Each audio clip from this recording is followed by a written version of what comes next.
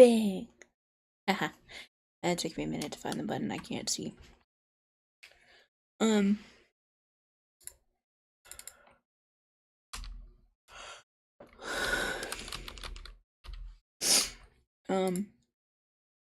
Hi. I just felt like hanging out. I don't even know if I'm gonna play a game or not. If I do, it'll probably be a little bit of this here and there, but I think it might be a little sick. I'll keep sniffing like all day. Anyways, hey, hi, hello. It's Spooks. I'm here. Let me get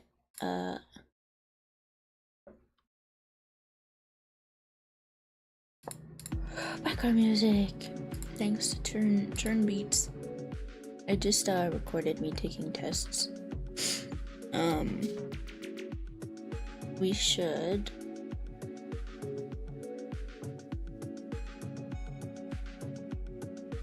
I just tried to take an IQ test and like it didn't show me the results at the end, but I swear it's over 100. Over 115. Ugh, my nose. Let's see, I've got snacks, I've got drink. Oh, and I might be able to wear my glasses. I don't want to, but I'm gonna need to read because I'm gonna yap. Okay.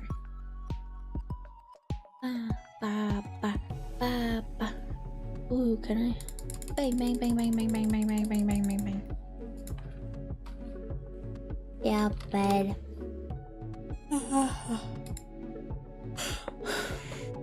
Both me mom and me brother are asleep. Let me see. I am live, right? Okay, yeah. Okay, cool. Yeah, okay.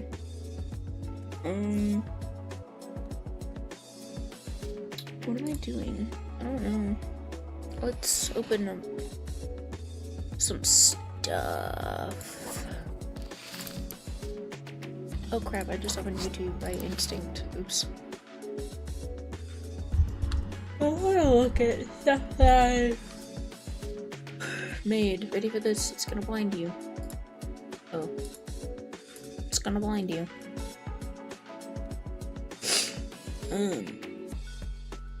Hang on, I don't wanna wear my headphones. Y'all can hear the music, but I don't feel like it.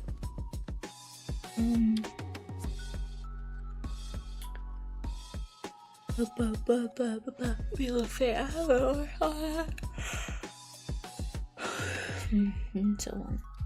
Music, but also manga. Manga that I've been reading that's in all of my tabs. Lower. You know what? Oh god, I almost got a heart attack looking at the chat rate, but it was just me. Oh yeah, I made a double story. I don't even remember if I recorded it or not. I think I read it in a video. Let me see. But I never released it. Videos. One that I just recorded. And that is it. Oh wait. Wait. I might have that all wrong. Hang on. I might have put it in my USB drive. Wrote doppel. Okay, I might need my headphones when we can watch it. Hang on. You know what? Yeah, I'm just gonna show you unpublished videos that I've made through live stream and react to it together. I'll close that window capture. What? Does this not count as a window? Hello. Property. Media player. Yeah, look, that's me. Let's listen to it. Let me turn that off for now. Wow, look at how big I am. Beep beep beep pop pop pop pop pop. Beep beep pop pop pop. Beep beep pop pop. I'm gonna write stuff. Why am I so quiet? Hello, I am Spooks. We're going to write stuff today because I had a dream and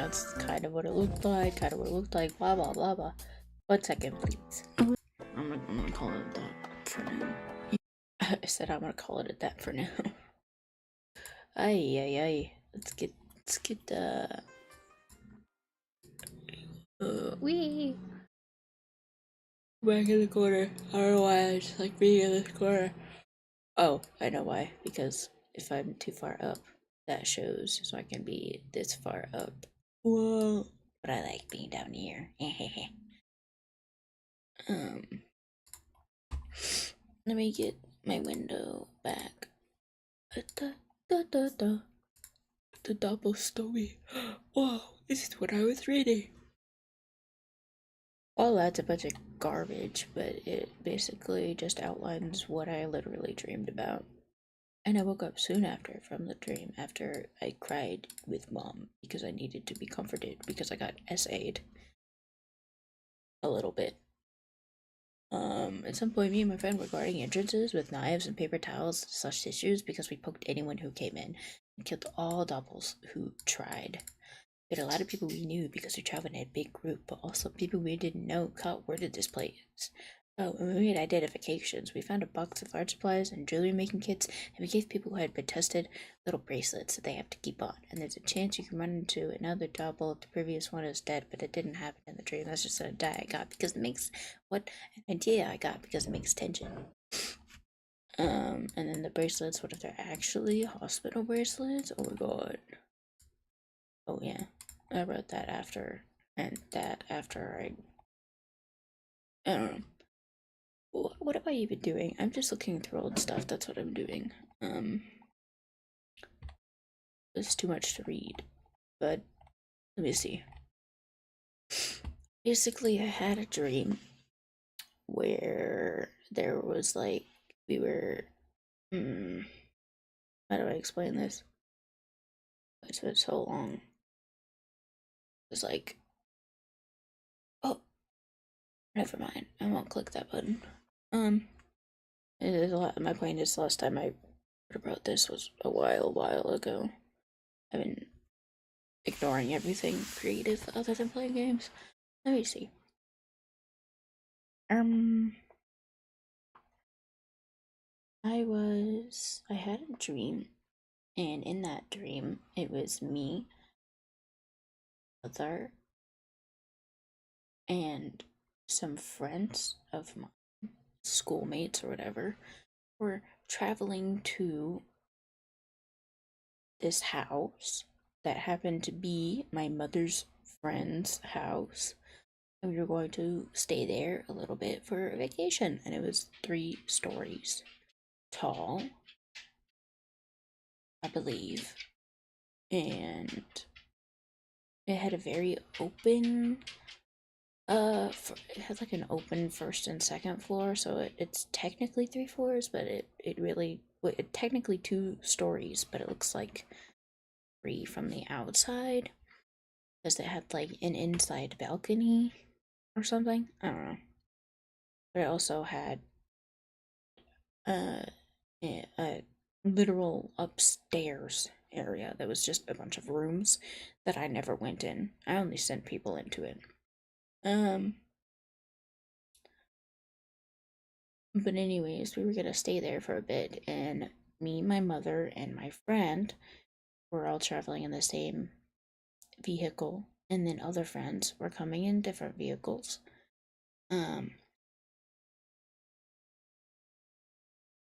Somehow there ended up there were 2 cars outside, one being the my mother's friend's landlord was going to open the house for us because my mother's friend was on vacation elsewhere and was going to visit at a different time to hang out. And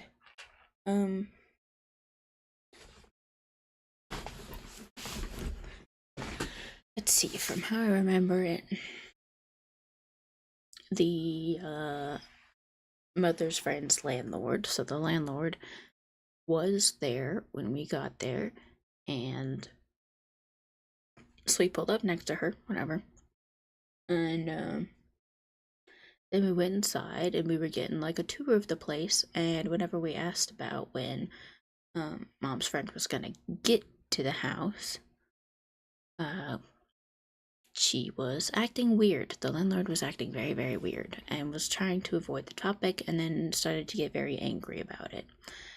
And, you know, why would you get angry about something like that? So we were just like,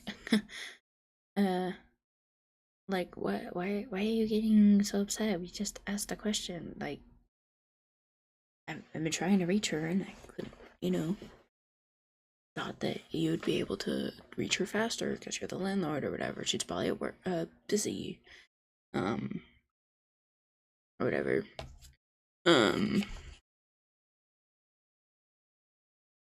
And eventually, in that little conversation, the landlord was like getting physical and violent, and so we were like, "Holy shit, we gotta leave."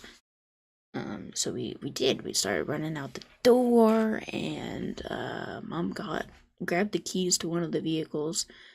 I think the landlord's vehicle, and was like, "We ain't letting this lady like go anywhere. We're taking that car."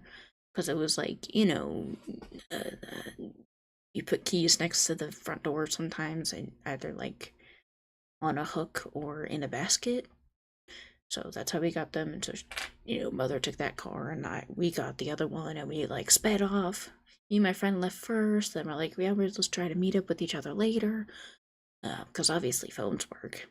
We're just like, this is weird.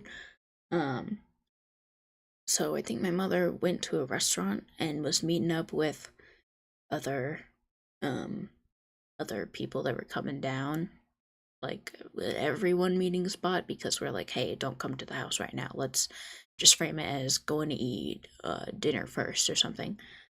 As we got there like in the evening, it was kind of late. It was pretty dark outside, I believe. In the dream. Sorry for my voice, by the way. I can't really control its sound at the moment. I'm trying to be loud enough so my voice is just really gravelly. But that's, I don't know, it's not usually this bad. Let's see. I had like a spin-off event that was in the dream, and it was like in the restaurant, and everyone was just weird. And there was some guy trying to hit on me or whatever whenever I got there. And it was, I don't know, all of it was just weird. And whenever we tried to leave, people would be upset.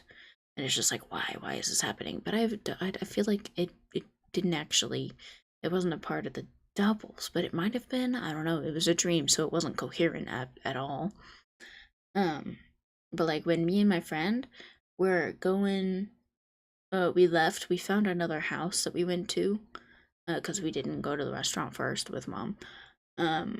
We just found a house, like went inside. Basically, it was like trying to find some other person. I don't know whose house it was, and I don't understand. Like, I don't know how to rationalize going into someone else's house, but we did. And when we went inside, we couldn't hear anybody, even though we were calling and calling, hello, anybody here? Let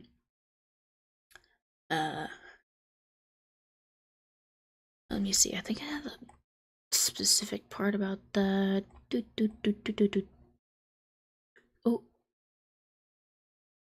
It was me and a friend alone in a house with a doppelganger of my friend and me because we were separated from Mom. We each had a car to go into. We sped off while the doppelganger was chasing us, sought shelter at a house with lights on. Oh, I see. And there met our doppels. I had a knife on me, so I took care of the second me. I didn't actually see a second me, though, in the dream at all, but it would be weird to not right. Wrong. I didn't like that idea, apparently. I didn't see a second me in the dream. I found two clothes together. That's who the friend was, and I was conflicted because they were both saying that the one was the other, and I panicked and stabbed one of them somewhere non-lethal, like in the arm or something, and saw that there was white coming out of the wound. That's when I learned that they bled white, And then we settled down and started coming up with a plan. We couldn't find anyone alive in the house, so we took food and blankets from it, and more knives, and toolboxes, hoses, all that good stuff, flashlights, ropes, yeah. And we texted Mom, because she always has her phone on her. She doesn't really always have her phone on her. She usually leaves it semi-close to her. We texted her to go back to her friend's house, and we would make it a safe place. We built a log bridge up to the second floor balcony. We had axes and ropes from the house we were at.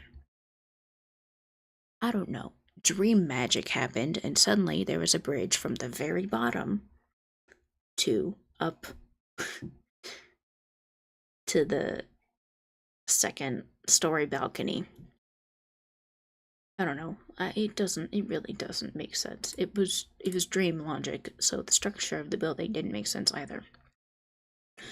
So basically, it was daytime again when we were building. I don't know how that works. Maybe we stayed the whole night out and then went back in the morning. I genuinely, I don't know how time works because it was a dream. But yeah, we basically took care of the landlord, the doppelganger landlord.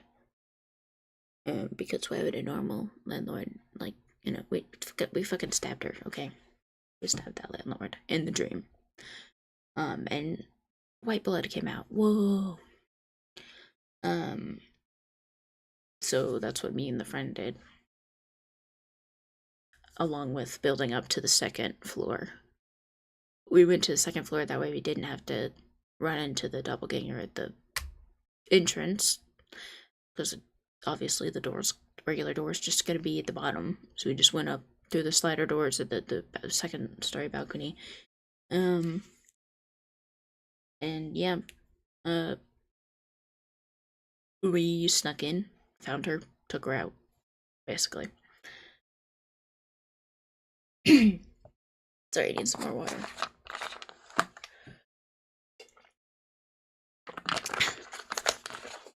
I found a big ass bottle of Propel.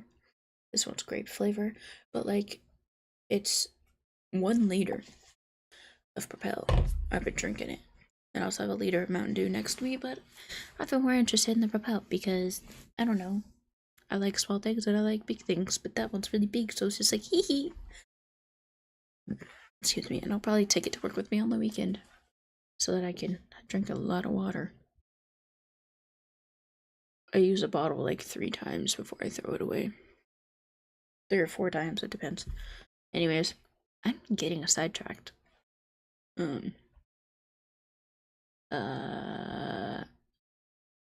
Yeah, so some groups arrived later than us, and this I don't know, this was a really cool dream, which is why I written it down, or wrote it. I typed it on my phone first, and then I transferred it over to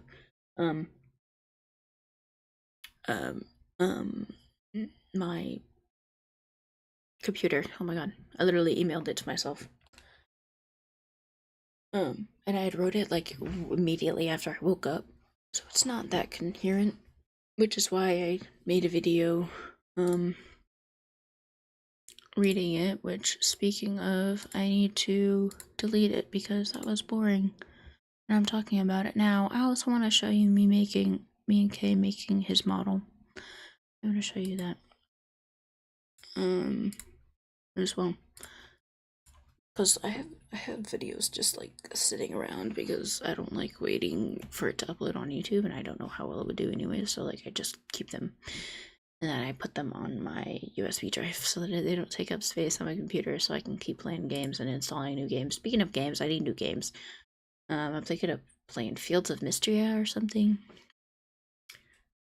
But I haven't gotten it yet. And I'm trying to play Cult of the Lamb, which I really like.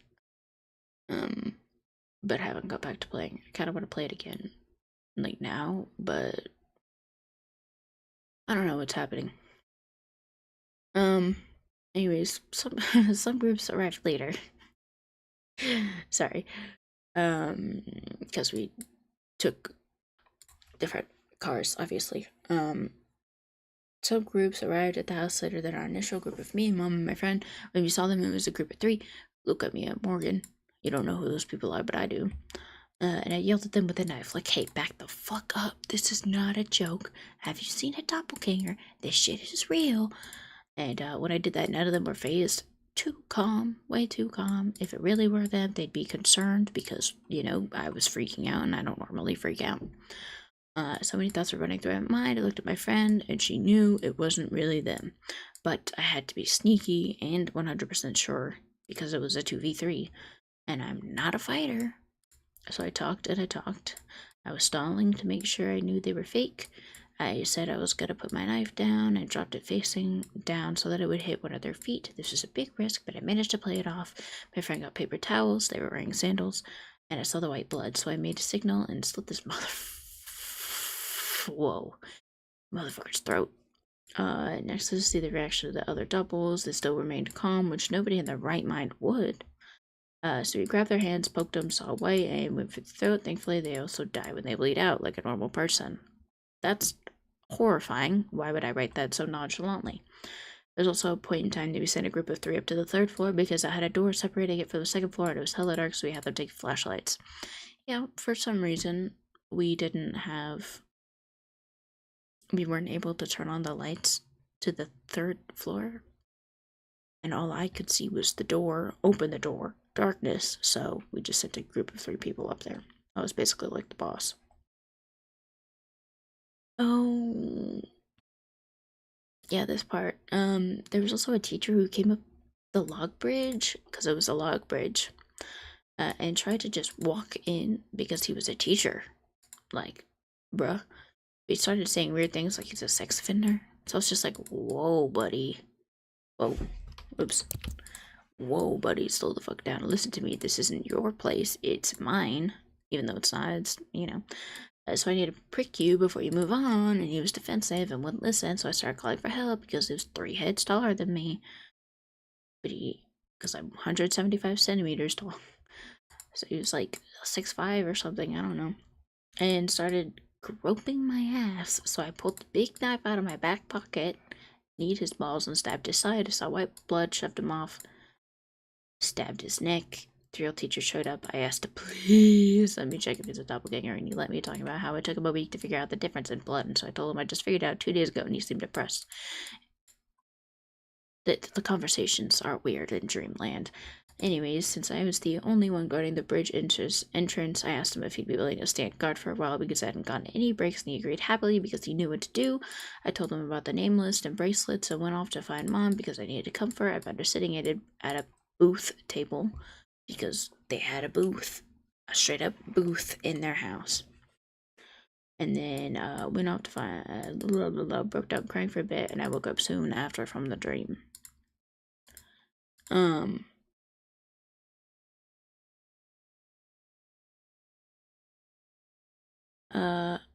Yeah, so hang on.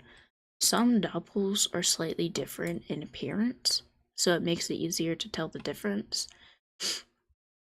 Oh my god, I just saw my cat's shadow and it scared the fuck out of me. And I had to chop the head off of a literal child because it was a doppelganger.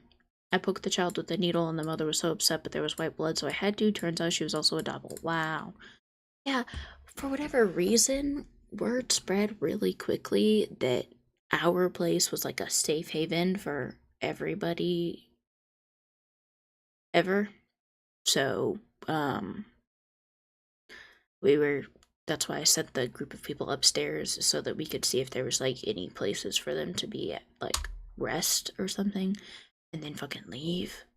So there was just like a really, really long line on the log bridge because we're not letting people in through the entrance downstairs unless they've already been verified. The new people have to go up the log bridge.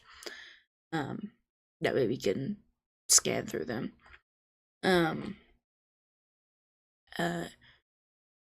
None of this probably makes any sense, but I dreamed it. Let me see.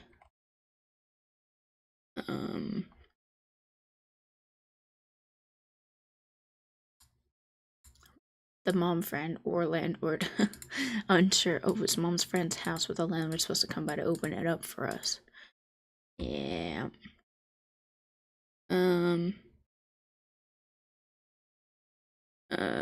Yeah, she was acting weird. House was off the ground for some reason, so we built a log bridge up. Yeah, the some reason is that we wanted to be on the get up there through the balcony. Uses the entrance for new people that needed to be poked. We had like 5 cars because they were a big group, bigger cars. Like bands, phones worked, so we told people about the place.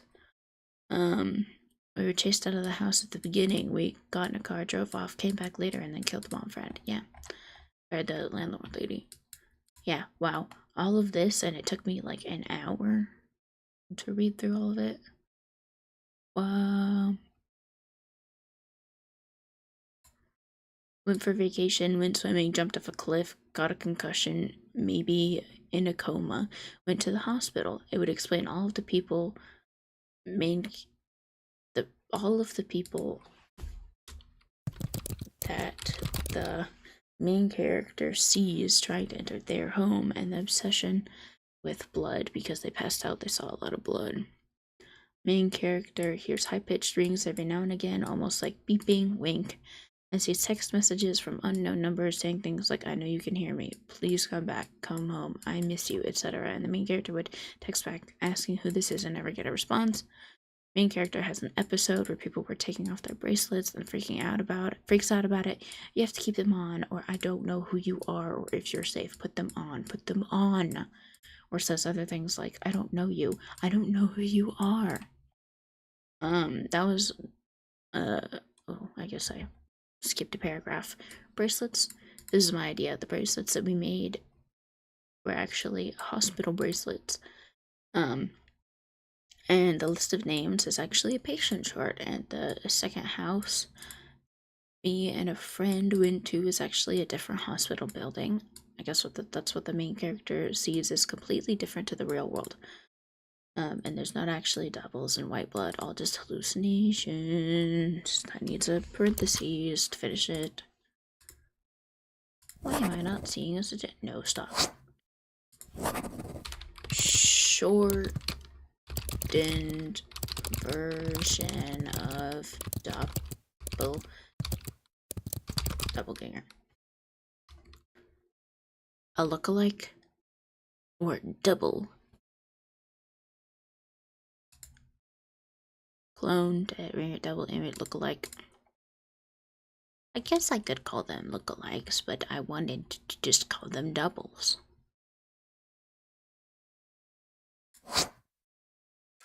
Oh my god, I forgot that I'm live.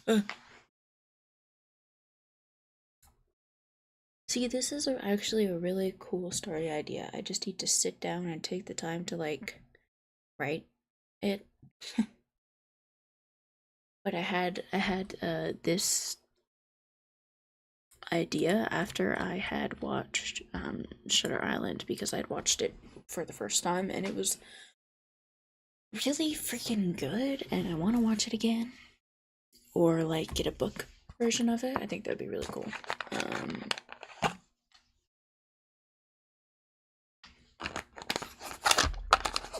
Sorry. I need more water. Hi, Mimi. Sorry, I'm talking to my cat.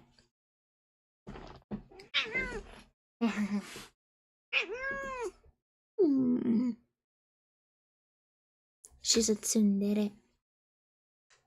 Alright, you can go free. She's sitting on the edge of my desk. It was really cute. I can't sit still in this chair. I don't like it. I'm wearing shorts. My legs get stuck to it. It's really annoying.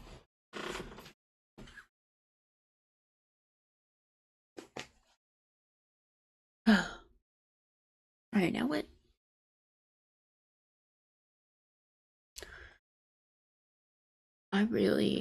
When I get into writer mode, I go completely silent. So, I don't know how to write on stream. But I want to, and I'm not exactly in a mindset to be writing on stream right now, so I'm just gonna keep going through things that I've written. Let me lore. Spooks the vampire. Spooks being a vampire would be really fucking cool. That was my original idea. Or kitsune. That was. Ooh. We didn't see anything.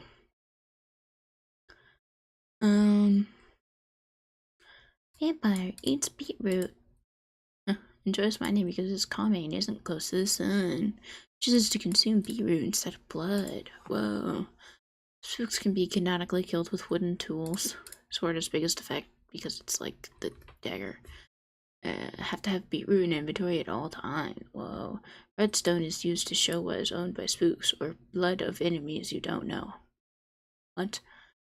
Sunlight hurts, so can only go outside. What?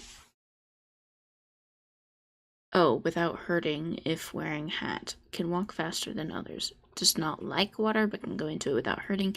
Has been in the world for a long time and is knowledgeable. Potion options, speed, strength, slow falling, invisibility. What does a day in the life of spooks look like? Spooks start the day by checking on the small farm animals. If they wake up hungry, they'll eat beetroot. Beetroot is like medicine. It helps them stay calm and happy. After that, spooks will visit the East Village and start trading with the villagers. They will stay there till noon, do some woodwork, pass the time. Then they will go down to the mine, work on it for a bit by smelting cobblestone and ores. Depending on the day, spooks could spend hours and hours down there unless they check a time, but usually they will come back up after a few small tasks have been done to make their way to bed. At any point in the day where spooks gets hungry, they will need to eat beetroot again. What? Fucking can we bro, this is so frustrating. Okay, and so different take altogether. Spooks is a heister, rob banks and stuff for money. So frame of reference, I played a shit ton of Payday 2 as X, right? Well, I fucking love the idea of Spooks being a vagabond who just gets contracted heists. I guess Heistmaster might work as a title. Spooks does a sniper build, has massive charms so they can turn enemies into allies. What if Spooks is literally me, but an author with powers? Like making stories come to life, but it only works if they are in the story. Fuck yeah, then I can be whatever I want, fuck yeah. And then I have a few images that I took from Google. That I thought were cute for like tactical gear. I thought that this was really cute, and I like headphones, and then this, and then I really like this top, and then I like the belly. It was really cute. And then I really like the ponytail, and I like shorts.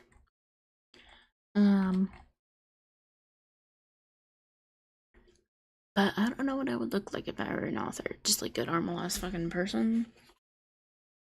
But I have a sticky note on my desk as well. Hang on. Spooks wrote so many stories that one day they came to life in an unexpected way. So Spooks tests out this power and writes an autobiography. Spooks is now immortal. Yeah. I have too many ideas really, but if I am an author, I can basically write whatever I want and make it canon. Boom. I am a god.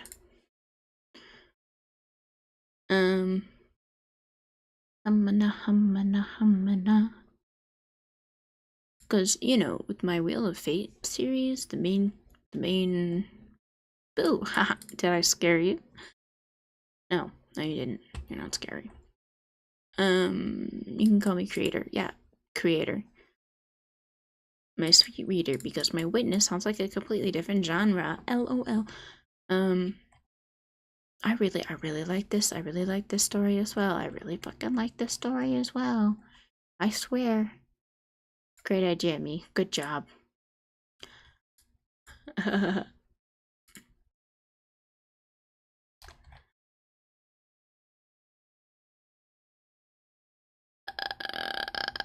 Abruptly, the orb disappears to the cover to see creator nervously muttering to themselves, waving their hand towards the character board. You see New rows and columns appear along with bright red colors on the demon stats. You are too strong. Lower everything. You are too strong. And you are basically impossible, which is the whole point. However, get weaker. Otherwise, I won't be having a story. And if I don't have a story, we will be having a problem. Creator's head snaps to you wide-eyed, almost like they had forgotten you were there. Oh, I suppose that wasn't very ethereal of me. You know, a god. But whatever, just forget that you saw that. Or don't. You can always reap the consequences later. Taken aback by their words, creator simply referring to themselves as a god, you blink twice before covering your eyes, signaling that you saw nothing. Good, good. Now I'll be nice and explain what just happened. I had simply forgotten to do a balance check. You see, the way I have combat set up is to add up all of the stats into a combined fighting power. I just hadn't tested how strong the summons were, specifically in groups, so now I fixed the issue by making them weaker, allowing for our cast to grow in a better environment, also known as not dying immediately because they start out too weak and the summons are too OP. Great idea, me. Good job. Yeah, no, I really liked that. I really like this. I really like this. I really want to get back to it. I should do more writing in my spare time. I've been live for 40 minutes. Holy balls. What other things have I written? App script and lore. I definitely wrote a whole script to addition to something. Not knowing what it meant to do that. So, oh, let's look at my whole house signs.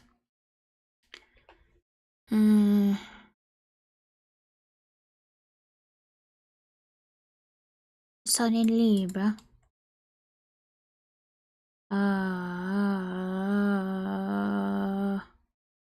The number 6 on Fridays. Whoa. Pastel colors, opals, yeah. Emeralds, pink quartz, both silver and gold jewelry, and the number 6 on Friday. Fridays, really? Friday's tomorrow. Oh shit. More on Libra.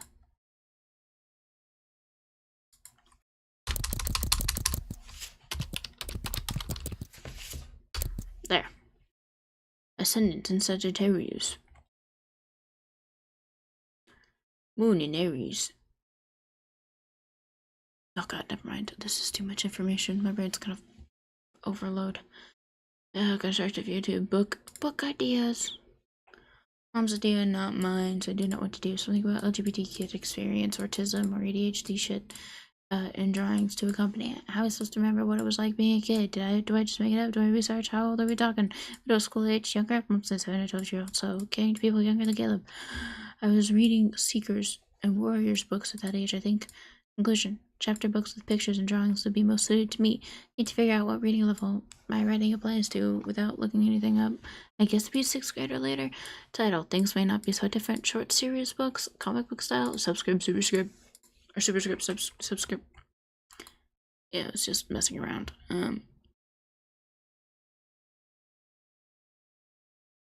Suggestion. What? My OBS is trying to give me a suggestion. Huh? YouTube Creator Studio.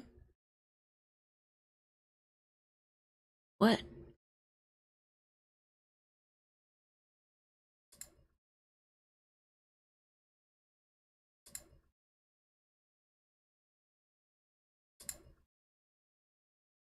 What, huh? What, huh?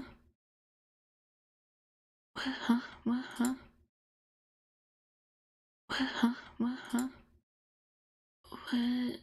What, huh? What, oh, the audio streaming current bitrate is slower than the recommended current bitrate. Oh, I don't care. Whatever. It's because I have to keep opening and closing shit. Here, let me get rid of Spotify. Maybe that'll help. But I also have like a bajillion tabs up here, so that's not helping. Words. What's in words?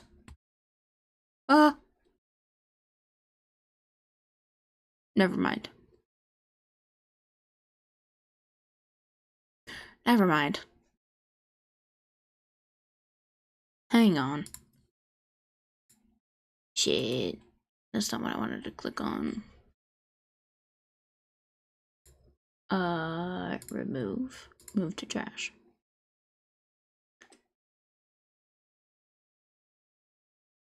Works. Works I would publish.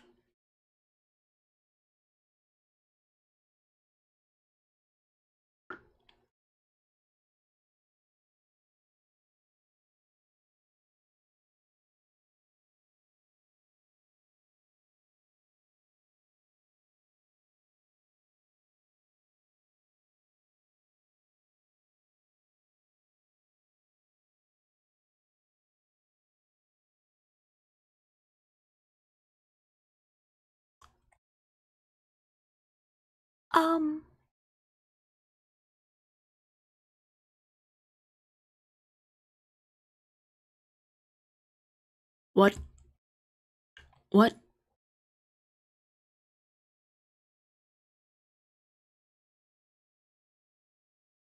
Whoa, whoa.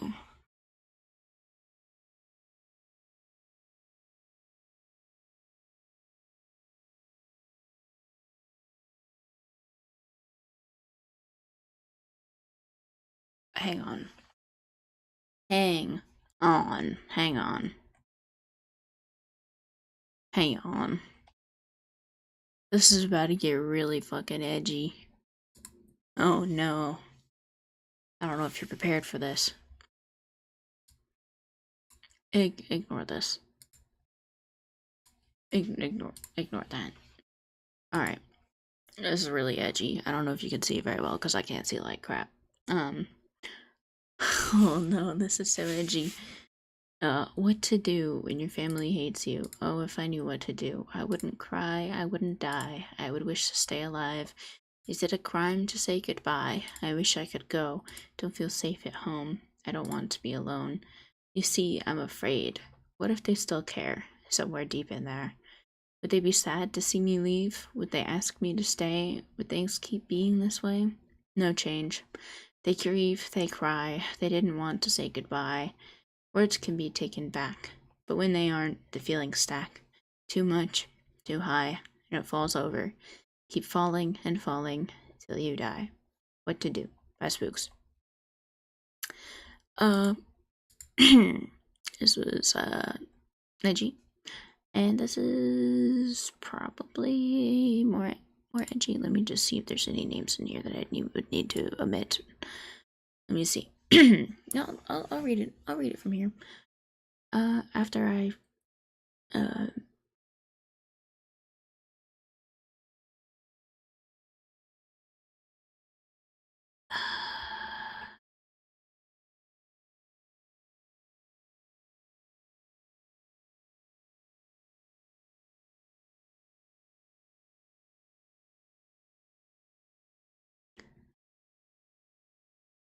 okay, well, I'm also edgy and super fucking depressing.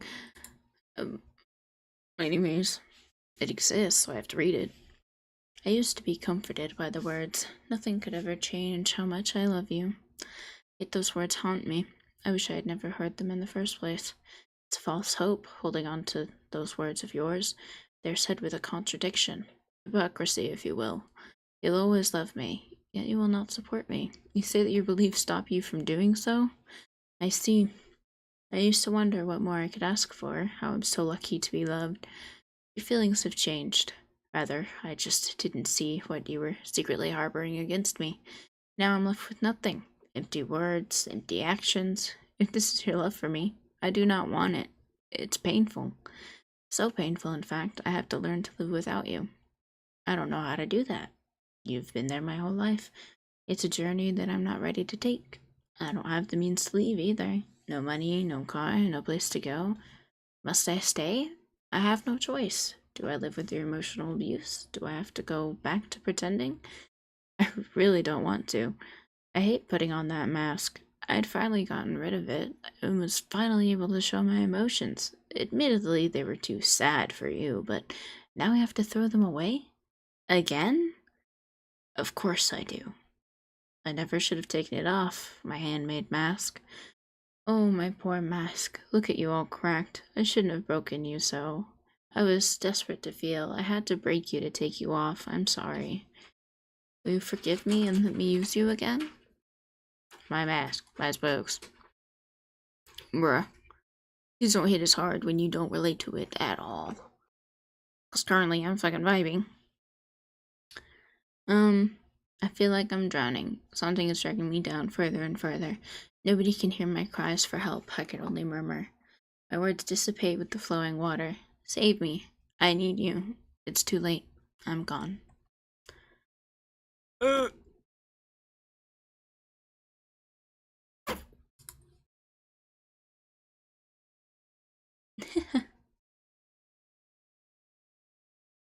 Once I am comfortable,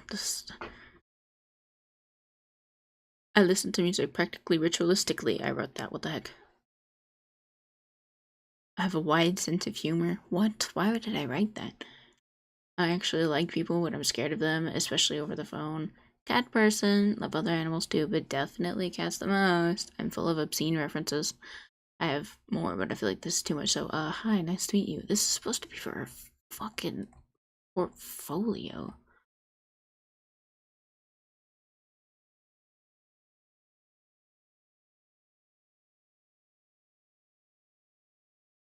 I am not a voice actor. What the hell? Why did I write that? What was I doing? Anyways, I was trying to do words, but so what I do is I keep the stuff that I don't like. Let me read this. I keep the stuff that I don't like so that I can see what garbage I made before I make good stuff. Confused, never know what's best for me. Indecisive, this one, that one, it's never right. Trapped, days upon days blend together. Scared, failures right around the corner. Quiet, words won't be loud enough. Distanced, everyone is far out of reach. Like what? That's garbage.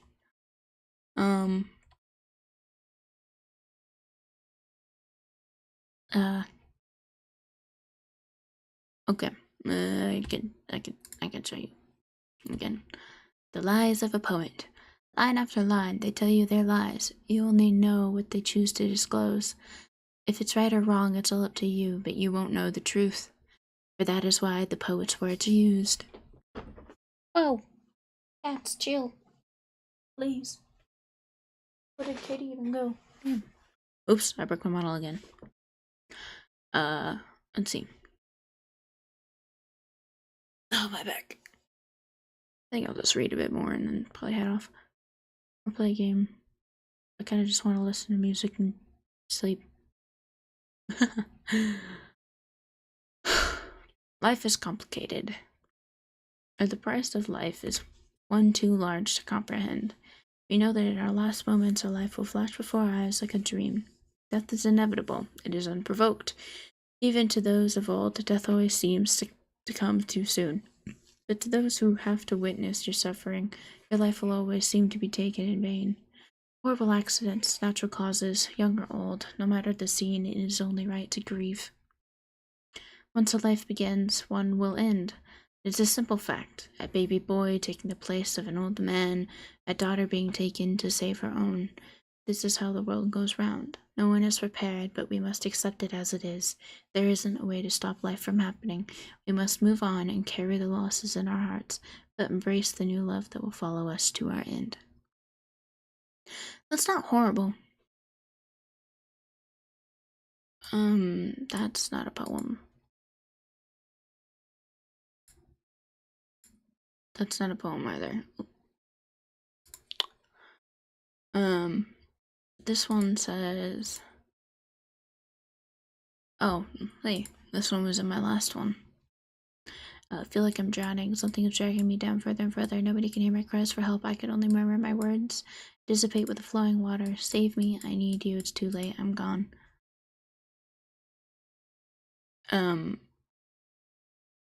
Holy balls.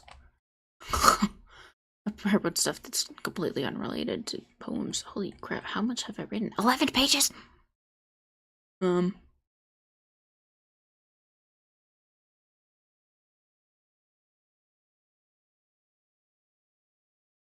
Okay, I wrote, shh, don't speak. They're listening. They know. Quick, hide. They see you. Run. Faster. Hurry, you'll get caught. Like, well, that's lame as fuck. And then I also wrote, completely unrelated apparently, Punkin, I'm a pumpkin head. Ginger lady man. Then I went half and half again. Colon D. 2023, I wrote that? Or this is referring to my hair color. Not gonna lie, it took me a minute to understand, lol. Story making time. Here we go. This is probably going to be really cringe. Let me get some more. Actually, maybe Mountain Dew.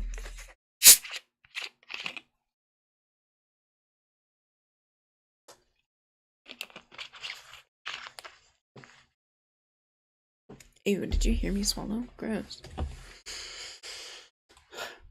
Her gaze sent butterflies to my chest. She is stunning. Will you ever look at me the way I look at you? I whisper into my drink. Her smile is so warm despite the chills of October. I want to know her better. She works at my favorite cafe and remembers my order. Her voice is soothing and kind. I fall for her more every day.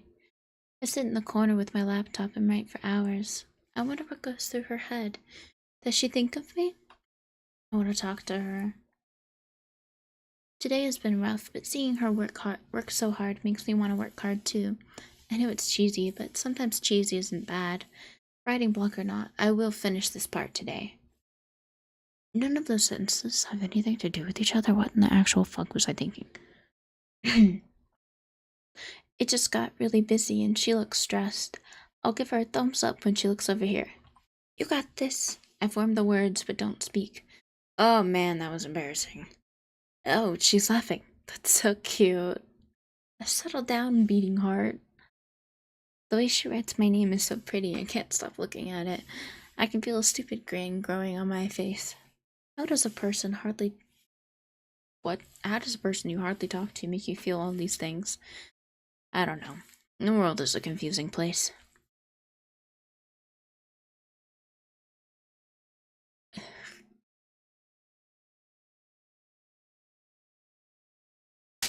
Oh my god, such an idiot. That would be something that I would... Oh my god, that would be something that I would do too. Oh, that's... Okay. I've looked at her name tag a few times, but I couldn't see what it read till today. Jordan. That fits her nicely. I would have guessed differently, but that's still amazing. What? I wonder if she knows my name. I should wear a name tag tomorrow. And then I wrote a note next to it saying, forgot this is a cafe thing, and she calls me by my name and writes my name on my cup, so obviously she knows my name. But maybe it would be cute if I messed up like that and wore a name tag and she called me out on it. Maybe, like, you're wearing a name tag, Alexa? What's the occasion? I'm just like, what? Nothing special, just felt like it. Blushed red. And then she'd be like, wink, you're so cute, or something. And then I wrote in 2023, past me really thought that would be cute, but god no, that would be so embarrassing and definitely something I would do if I did it on impulse, which is only a sometimes thing. Writing comments is funny. And then I wrote, that was it of the short story thing that I wrote that I thought I was going to continue, but looked back on it and was like, ugh. I wrote, my soul is numb, a piece of me is missing. There's a hole in my soul, a piece of me is missing. What? Why did I write that? Why did I write a piece of me is missing twice? Why was I so edgy? And then I wrote, depression really do be getting me down recently, and I'm not having it, LMAO. I also really want to get more in touch with my spiritual side. I also just really want a girlfriend. And friends that genuinely care about me and make it really obviously. Make it really obvious. I can't even speak. Why can't my chair be where I want it to be? Fine, I'll sit on the edge of my chair like a weirdo. And then I wrote as a comment to the uwu, I said, are you okay? Uwu? Question mark, question mark, question mark, question mark, question mark. Who are you? What the fuck? And then the what to do poem is there. Oh.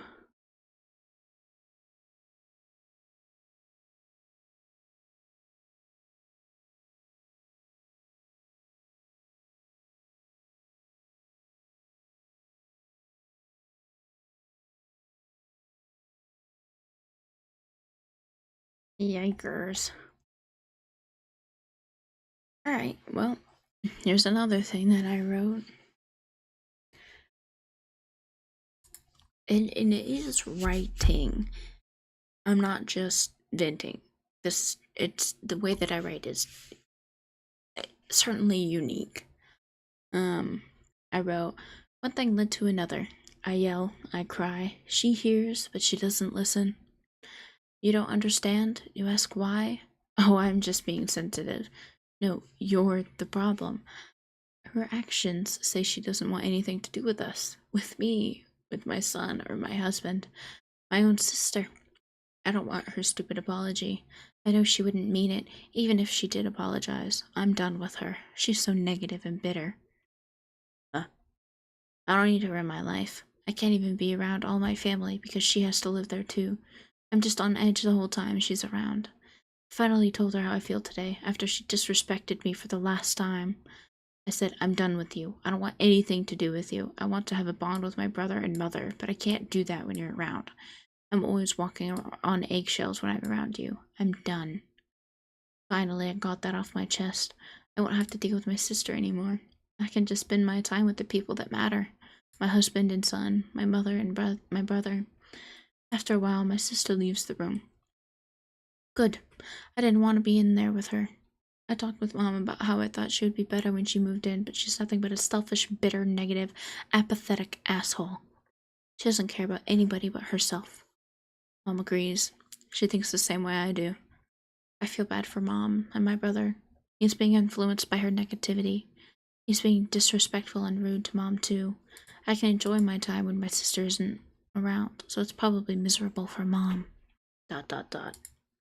That was not a me POV. Amy's. One thing led to another. I made a sarcastic comment in response to hearing about my nephew crying because his mom left the house. Sucks to suck. Sucks to be him. I mean, nothing more than that. If I were him, it would suck to cry just because your mom is leaving. Like, that would suck. She's going to be back, so he'll feel better soon. It's no big deal. But apparently, to my mom and sister, it is a big deal. They both say my comments hurt their feelings. I don't understand why. I mean, I meant exactly what I said. I didn't say it sucks to be his mom. I didn't say that he sucks. Why are they offended? I didn't say anything with bad intent. I don't get why they're mad at me. I just got home and I was excited to hang out with all my family, but my sister can't let go of my comment and the whole evening gets ruined. Both my mom and sister drill into me how bad of a comment that was.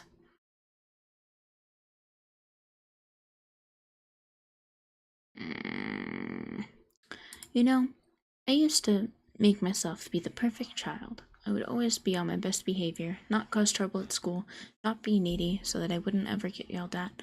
But one day, it stopped working. And I got criticized. I then lost all motivation to be perfect and good, and now when I'm older, my family wants the old me back. The me whose whole personality was like a shadow, rarely noticed. Oh my god, it's so edgy! Oh my god!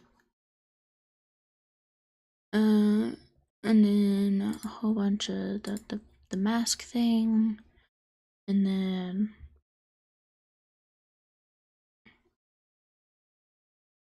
holy, oh, I made a haiku, or fuck, a haiku. Little porcupine, sweet and small, round and spiky, can't touch, danger ball. Okay. Well, I guess I'll read this one. It's edgy again, though. Oh god. Oh. What does... Here. I can show it again. I was reading all of, all of that. Like, oh my god. Alright, what does family mean to you? Well, family is forever, like marriage. Though marriage has an escape route called divorce, that's not an option for families. Sure, you can disown your family, but that doesn't mean they're actually gone. Family is always there, whether or not you want them to be. Huh? That's not where you thought I was going? Sorry to spoil the mood, but a real family is a family that you choose. Oh my god. Your blood family doesn't stay by your side solely because they want to. Your chosen family will always be there for you because they choose to be. Blood family stays because in society it is bewildering to not keep in touch with your family. Even if you have the worst family in the world, society will be there to tell you that family is family and you can't just get rid of them. I disagree. Strongly, in fact. Society says quite hypocritically to cut out the toxic people in your life, yet if they're your family, you should keep them by your side. It's an unfair standard, so I believe that the chosen family is forever. Alright, let me make sure nothing bad. Whoa.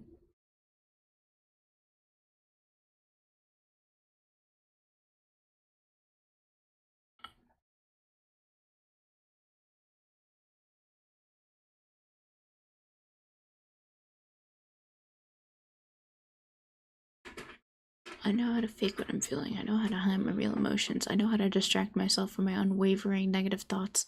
I know how to shove my emotions in a bottle. Oh my god. I know how upset I am with myself over it because if I had just pushed through those feelings and made a schedule for myself, I would have been able to do it. It makes me look like a fool when I say I want to do something and then don't do it. I feel ridiculous. I don't want to be stuck in my feelings. I'm supposed to feel my feelings. Yes, but I have been feeling them for too long. I swear I need a higher dosage of depression meds. I'm frustrated. If I wasn't mentally ill, I wouldn't have to work in circles. It's so stupid. I hate it. 3/21/2023. I was not having a good time, guys. Am I? Oh my god. Am I okay? Bold of you to ask. I have never been okay. Or maybe I have, just fleeting, once upon a time. Take me back to when I didn't know that not okay existed. If I could see what it was like to be okay, maybe I could find a way to live today. Oh my god. Who is this edgy toddler? Not toddler. Let me just boop.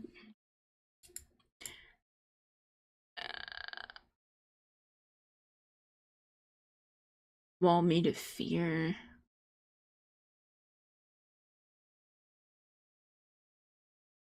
Oh, oh damn.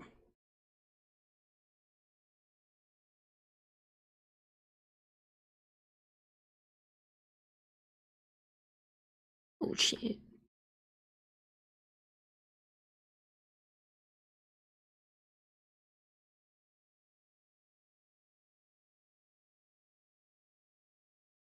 Oh, I said I am more open-minded than your homophobic ass will ever be. I said what I said. Bruh.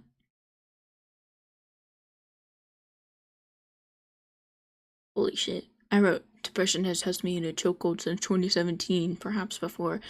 Finally medicated in 2020 and 2023, where I struggle to give my life meaning. I have long since given up on my dreams. I wish to ignite my passion once again, but I am limited in my creativity. No, my motivation is the problem. And even further than that, my self-worth is suffering. So I only write when I am in my emotions.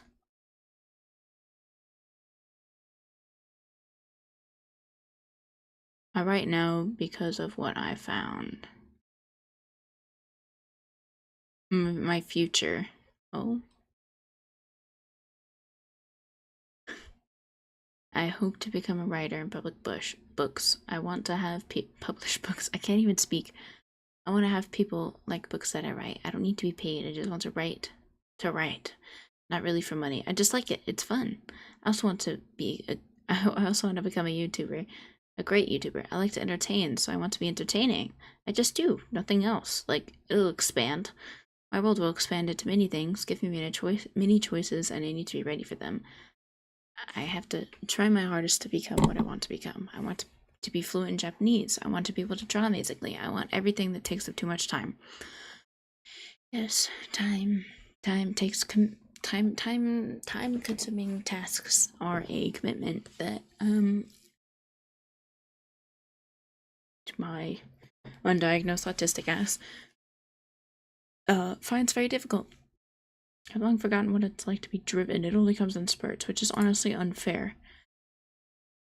Holy balls.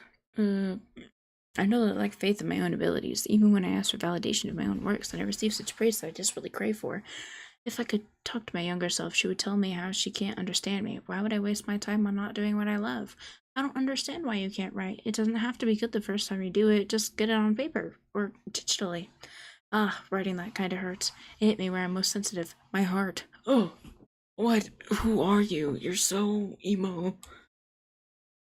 I do believe that she would be proud of me for learning different writing styles and for learning how to express myself through writing, though it really has become a coping mechanism. At least it's something, she would say to me. I know you have to work as an adult. I know that it makes you tired and you want to write. However, what is more fulfilling, going to bed wishing you had written something, or going to bed knowing you took time to write on your busy day? She would say it with a smirk. She knows how to pull my strings. I really have to thank her. I might try to write tomorrow as well. For now, I'd better go to bed. I have to be at work by 8 a.m. It'll be a busy day for sure. Sunday as well. Though before I go, I would like to say the date, 5/12/2023. And I worked on some art and drawing today, so don't be too disappointed, younger self. Smiley face. 6/25/2023. A good title I came up with. POV, you're down, depressed, and delusional. LMAO mood. A soul's journey. Trigger warning mentions of death and suicide. I got distracted by Snapchat filters for probably a long time. LMFAO in parentheses.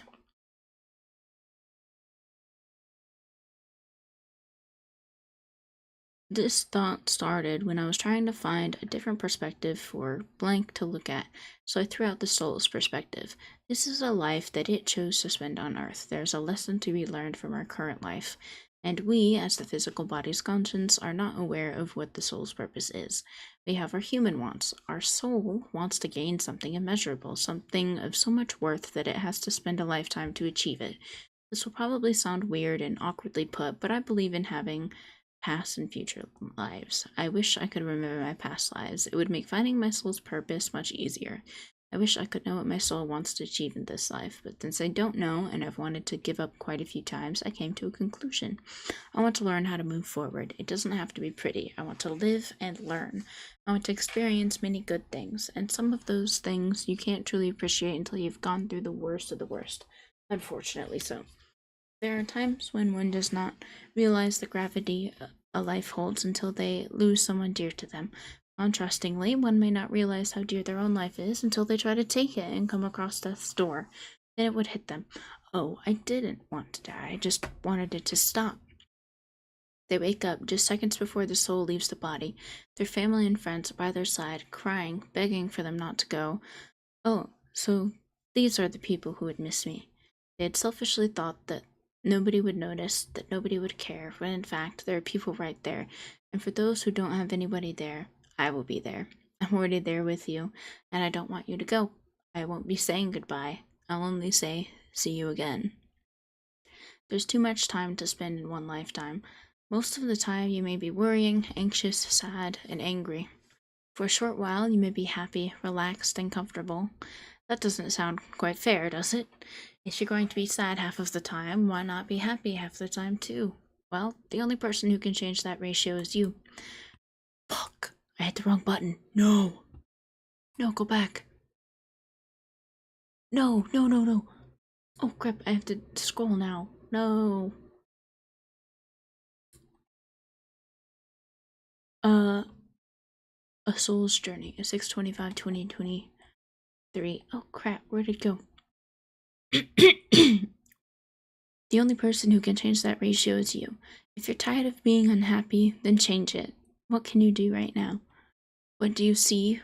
Do you think of that makes you laugh, makes you smile? I'll tell you mine. When I think of someone reading what I've written and my words reach their heart, that makes me smile. That is what makes me happy. I think of that anytime I feel down, depressed, or generally unhappy. Also, silly typos. I love those. Smiley face. I can't tell you what makes you happy, and if nothing seems to make you happy, then you just haven't found it. If you think that you cannot find happiness, then you're just being pessimistic. I won't put it lightly. That's harmful to yourself. If, and I really mean if, You read what I wrote and said somewhere along the lines of, that's just not realistic, or that's not possible, or I've tried everything. No, honey. You are very hurt if you believe that you can't have happiness. Maybe your happiness comes through a person and you just haven't met them yet. Platonic, romantic, whatever it is, you can and will find happiness. Take it as a threat if you need to. Heart.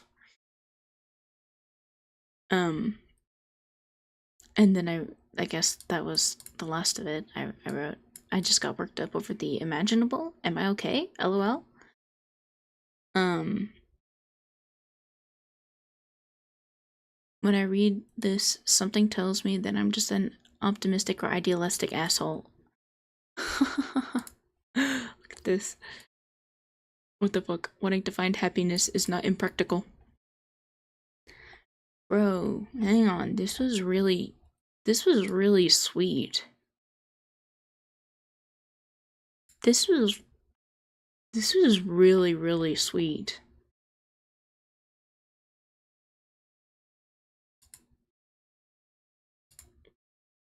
was so sweet. I don't remember writing. Hang on, I need to. POV, you're down, depressed, and delusional. LMAO mood. No, this was. I gotta put this somewhere. Hang on.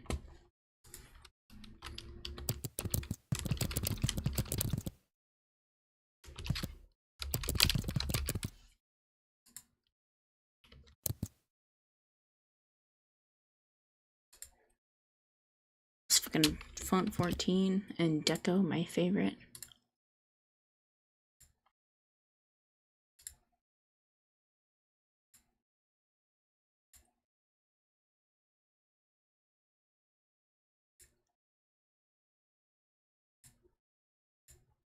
And it's already in single.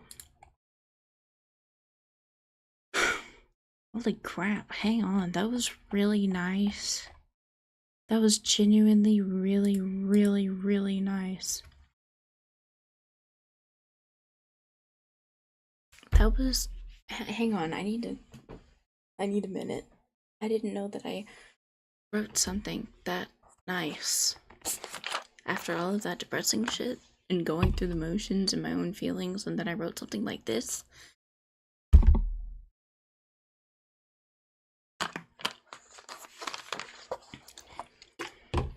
I got distracted by Snapchat filters for probably a long time. LMFAO, that happens. That really happens.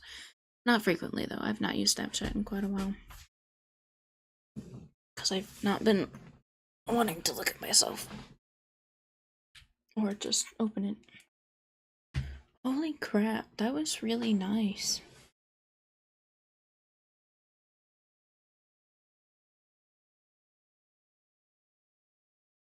That was.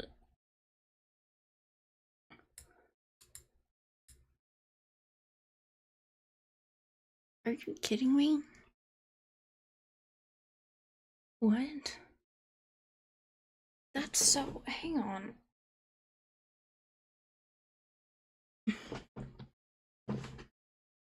Sorry if you hear my chair creaking and shit.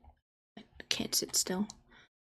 I can't get comfortable either. My back hurts, my shoulder hurts, and my eyes are tired because they're straining to read this. But if I wear my glasses, my tracking ability goes down less. But yeah. Ugh, that's so bright.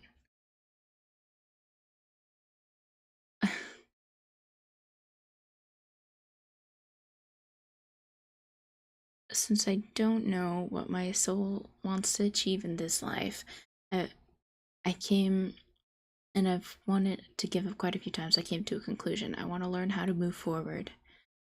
It doesn't have to be pretty. I want to live and learn. I want to experience many good things, and some of those things you can't truly appreciate until you've gone through the worst of the worst. Unfortunately so. Bro. I wrote this. I wrote this. Hang on, let me. Oh, right. It wouldn't. The history of this one wouldn't show, but I need to look at the history of this one.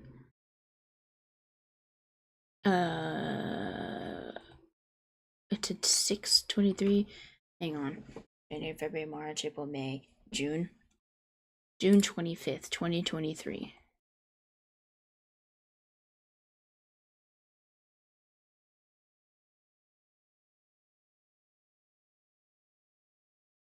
Where is it? Right here.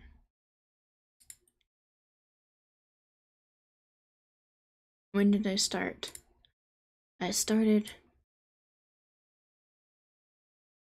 writing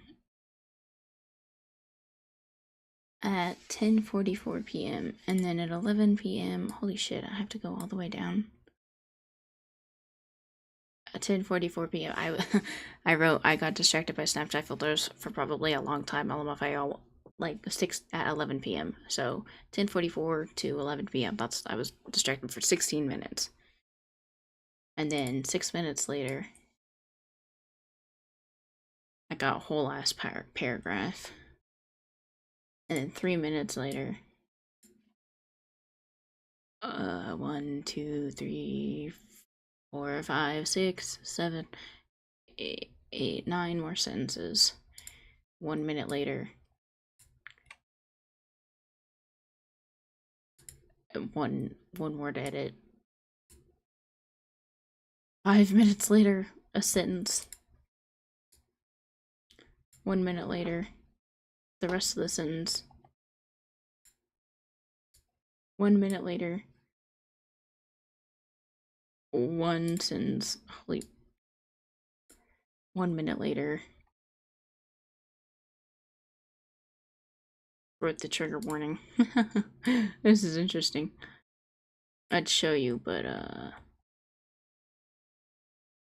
wait, what? In the same minute there's another edit, but it's not there.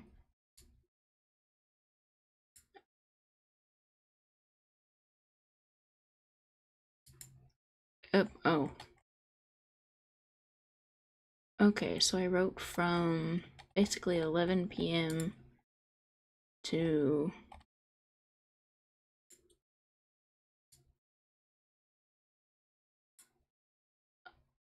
11:53. I wrote all of that in an hour? 53 minutes? Holy crap. I wrote all of that in just 53 minutes? Wait, no, back. Read, win, down, and sad. This was written in 53 minutes according to the original doc history.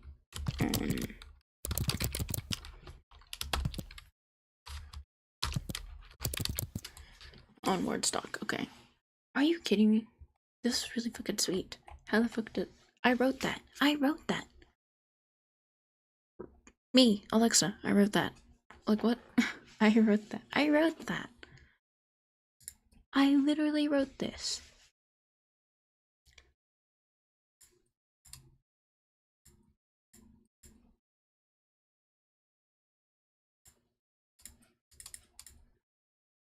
A soul's journey. Trigger warning, mentions of death and suicide. I get distracted by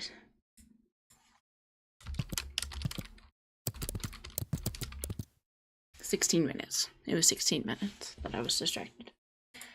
This thought started when I was trying to find a different perspective for a friend to look at.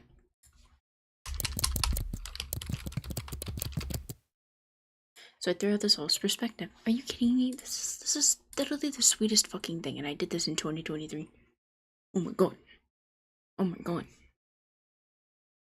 Holy cow. Venting but gay. Venting. Creative writing X story creation. Oh, I took notes on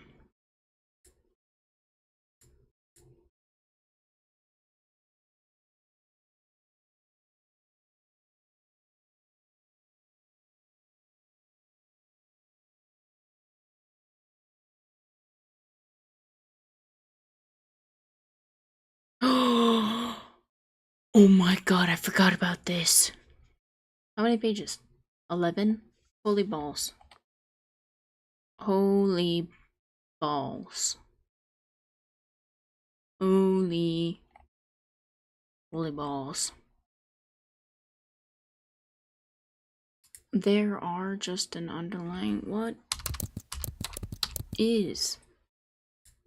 How did Google not translate that? Why is there a 0 here? Or an O? What the fuck? Chapter 1.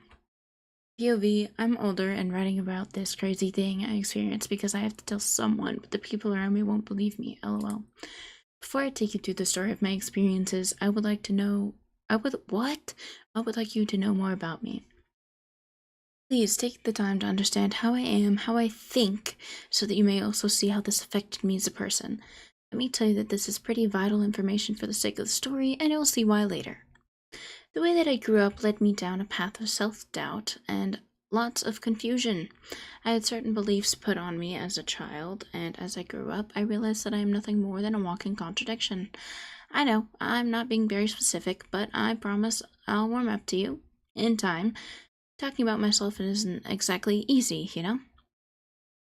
It thinks that my eyes are fucking closed because of my glasses. It's so stupid. Alright, fine, I'll take off my glass.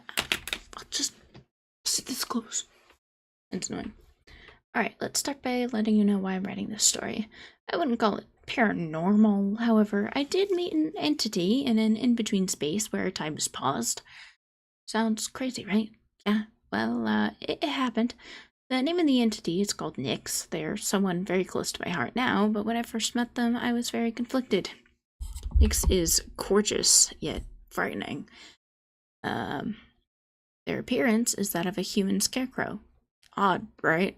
They have stitches around their mouth, stretching across the face, ear to ear, around 6'7" Not 100% sure.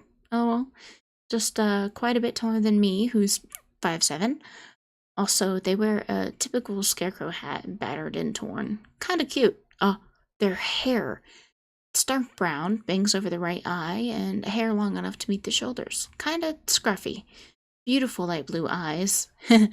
I could talk about Nyx all day. Not the point. My bad. Ahem. Meeting Nyx is the point of me writing the story. They're an entity and have mind-breakingly cool powers, which I won't tell you the specifics of right now. Don't be too mad, I just want you to feel as surprised as I did when I found out. Oh, and before I talk about my history, I just want to let you know that I'll try to keep things as lighthearted as possible. However, there are some things that can't really be sugar-coated. Just a fair warning, since it is my life, I can control what I want to talk about, so I won't get too detailed. Trigger warnings include, but are not limited to, depression, emotional abuse, negative trauma responses, mental health, mentions of self-harm. If any of these make you uncomfortable, please read with caution, and if it gets too overwhelming, take a break. You don't need to finish my story right away. It'll be here when you come back. Smiley face. Chapter 2. My life story. As far as my childhood goes, I don't remember much. Either it was so boring that nothing is memorable, or it's bad enough for my brain to repress those memories. Getting more specific, childhood refers to when I was born to around 8 years old. I genuinely do not remember what being a kid was like. The earliest memory I have is when I was around 6 and went to take a picture with my elder sister at Walmart. That's the extent of it. I just remember being there, sitting for a picture, and being impatient. The next memory I have is when I got my first wallet at 8 years old. I felt so grown up. I didn't have any money, but I had a wallet, and that was important to me. Then I was 9, and I had a little brother. I'll get into that later, though. Now let me tell you about my parents. My mother and father were never married, never loved each other, only stayed together for the sake of stability. My father worked overnight at his job, slept during the day, didn't get to do much with him. My mother worked during the day, so she would be home by the time we get home from school, or soon after. There's traffic. It was a big city. I think the two of them separated when I was 7 or 8, still in the same city, but we lived with our mother, we being me and my sister. Older sister. Talking about my mother deserves a section of its own. After leaving my father, she dated around, tried to find comfort and love from other men. I didn't think much about it at the time, but there were definitely some toxic ones that came around. One was basically a stalker, and heads up, my parents are never getting back together anyways. My mother got married when I was 9 or 10. That lasted for a few years, then the guy cheated on her and they divorced when I was in 7th grade, so around 12 or 13. She didn't date for a while after that. She was busy trying to be a single mom, struggling with depression, working, taking care of children. She really tried to keep herself together. Unfortunately, that led her to confide in me, an adolescent who was still trying to figure themselves out. Made me grow up fast because I wanted to give her the best advice and make sure she could feel less guilty. Here's some info about the man my mother married. He was a walking red flag, smiley face. Those who do not know what that means, there are many things about him that should be obviously not okay, like toxic traits, be it personality or whatever. He's a narcissist, he's been in prison, he is strict in the worst way possible, and he would make for a terrible father figure. And go figure, he was. Look, I am a picky eater, and growing up, I learned to just not ask for food, not say I'm hungry, because I know it's annoying to make something I will eat. But we had dinners for the whole family, where everyone sits at the table together, meaning that it's something that everyone should like, rather than be made for me. So a very prominent memory with my ex-stepfather is him telling me to stay at the table until I finish my plate. He wouldn't let me eat something else. I cried and begged him not to make me eat something I don't like. My mother didn't stop him. I was left alone upstairs at the table crying. I forced myself to eat it, and I never got over it. And just because I know you're curious as to what it was meatloaf and peas. Smiley face. I told you I'm picky. I just don't like meatloaf, man. And I freaking hate peas. That's all I'll say about him for now. As you can see, just from talking about my parents are things that are traumatizing for a child. Oh, but that's me. As a child, I was busy trying to be as little as possible. I didn't want to cause any problems because my parents were already struggling hard enough, which is not something a child should be doing because kids have needs too. A lot of them, in fact. I would say that some of my needs were met, like a roof over my head, food on the table, clothes to wear. I was being taken care of. I had happy times for sure, but I don't remember them. I have 2 siblings, an older sister and a younger half-brother. My sister is 5 years older than me, and my brother is 9 years younger than me. I wish I could say we all got along nicely. My sister treated me with hostility, and I then did that to my brother. I've changed my ways now, and we're very close. My brother will confide in me, and I will confide in him. I could talk about him all day. Really a lovely kid. All siblings share the same mother. My sister and I share the same father, while our brother has a different father. Moving on to adolescence. That is the time where you learn about the world and try to figure out who you are and what you want to do with your life. Usually, I'm in that stage right now, in my 20s. Well, I've known what I want to do since I discovered the internet when I was 12. The internet allowed me to express myself and access any information I wanted, and it let me escape my feelings. It really means a lot to me. The internet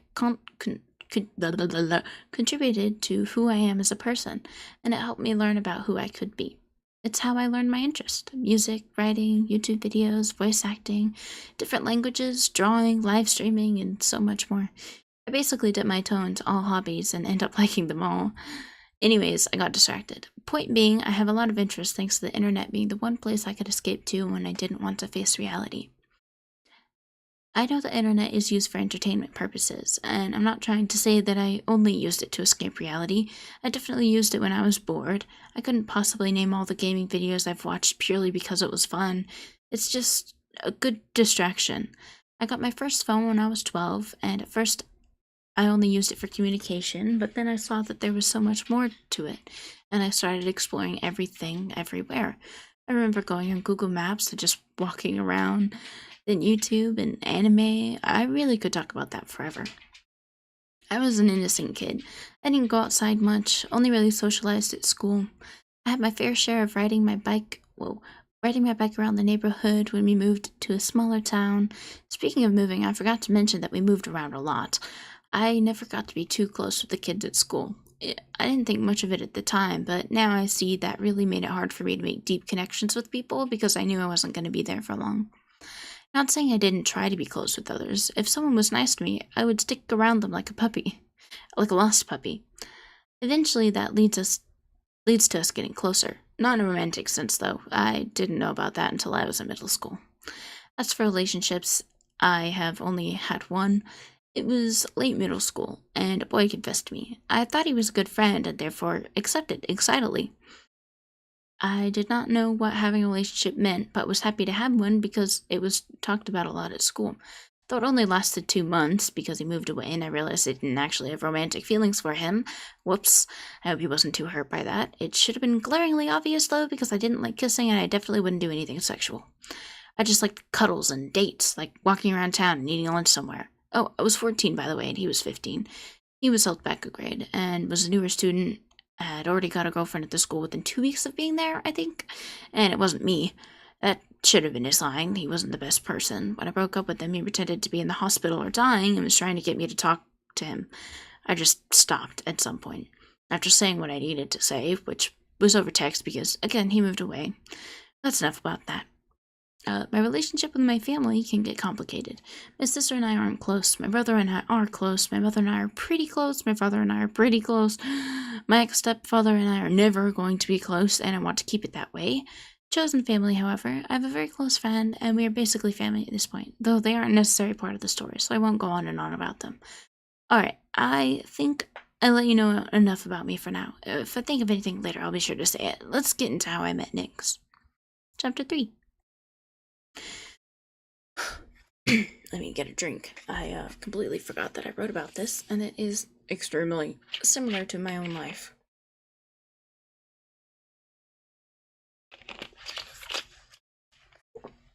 Ugh. It started like any other day. I was at school. Boring. Oh, except that I got confessed to for the second time ever, in the first period nonetheless. We were watching a documentary on something I don't remember because the teacher was out sick. To set the scene, it's kind of dark in the room, just dim window light from behind a curtain, and this boy pulled up a seat next to me and told me that he liked me. I like you. You're beautiful, funny, cute, smart. Do you want to go out? Yeah, no, I'm just as surprised as you are. Note, I've probably known him for a few years as classmates, and my response, huh? Sure? Bro, just say yes to everything. Ugh. So then he asks how I feel about him and doing sexual things, to which I respond with an absolutely not. I'm asexual. This isn't my first rodeo. I know I don't like that stuff. Just completely glossing over the how I feel about you part. And we just go about the day as a couple. He walks me to class, talks to me at lunch, and soon the day is over.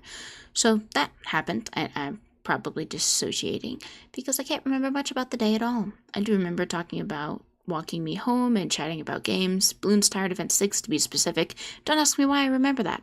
I do not know. Anyways, we get to the parking lot when I see my sister and a friend standing by her van. I wanted to ignore them and continue on my way, but they happened to notice us walking and called out to us, "Hey, where you going? I'm here to pick you up." "And who's that?" says my sister. "I'm her boyfriend. Nice to meet you. Did he just..." I wasn't going to tell her that, but okay. Just insert yourself into the conversation, why don't you? Let it go. It's fine. Yeah, as of today, we were planning on walking home together, I said reluctantly. I'm already agitated. I don't want to deal with any more people today. Well, change your plans, guys, because guess what? I'm driving you home today. Get in. My sister's friend chimed in. Why? Oh, this is frustrating. Just leave me alone. Well, we get in the van, my sister and her friend up in front, my boyfriend and I in the back, backpacks in the middle, seatbelts on. Buckle up, 'tis the law. Oh, I said quietly to myself in a deep voice. Buckle up, it's the law. That was out loud. Oops. Let's hope nobody heard that. Anyways, we could drive down the road and onto the highway. This friend tries to be funny and speeds up on our downhill. I hope there's no cops around. I don't feel like getting pulled over right now. Then comments from my sister. There's comments from my sister to slow down, but her friend keeps going, and then we hear a snap. Confused, I peek into the aisle and see that the gear shift is not where it's supposed to be. Oh, no. I know nothing about cars, but I know that's not how they should look. Ha ha! It broke. What do I do? The friend starts panicking, trying to use the brake, and it's not doing anything. Of course. Great. Hey, make us go into that ditch up there. Make sure your seatbelts are on, and hold tight. I speak so calmly it surprises even myself. Okay. The friend responds and does what I said. There's a lot of bumps and shaking. I squeeze my eyes shut I hear screaming. My boyfriend is holding on to me, and I hear branches and leaves crunching and snapping around me. And then there's silence. No movement. As I open my eyes, I see we're surrounded by trees. I look at my arms. No scratches. No blood. Inside the van, nothing changed. Everyone is okay. I immediately unbuckle and get out of the van. Being inside it is too much. My boyfriend follows, and then my sister and her friend get out. We look around. It's fall? I thought it was spring. There's a hippie van and a house? Why is it decorated for Halloween? I have so many questions running through my head when a man steps out from the house and greets us with open arms and a smile. Hello, hello. Are you all right? I heard a commotion outside, but nothing seems out of place, he announced. Nothing out of place? It looks like Otto. What do you mean there's nothing out of place? As I was thinking that, my sister shouted the same thing. Whoa, whoa, I know you just got here, but there's nothing to worry about. It's safe here, he explained. To really set the scene and to purposely cut away from the action, here is a description of the area. There's a driveway, half rocky, half dirt, almost in a circle. Tall orange and red trees surround a house that is decorated with skeletons and cobwebs. Even spinning all the way around, you would not be able to see where we came from. There's a small breeze. It's chilly. Leaves are coloring the ground. There's a hippie van decorated with Halloween ornaments. It says Costume Cosmetics on the side of it. The sides are green and blue. Letters are in orange, and there are stacks of hay lying around, and the man is wearing a red plaid flannel with blue jeans and boots. That's all I wrote. No. This was based on a dream that I had. All of my stories are based on dreams that I have. Well, except for the Wheel of Fate story. That one wasn't a dream that I had. But this is. Holy cow, it's been so long, I completely forgot about this. I wrote so well. Like, I wrote pretty damn well. That was pretty good, if I do say so myself.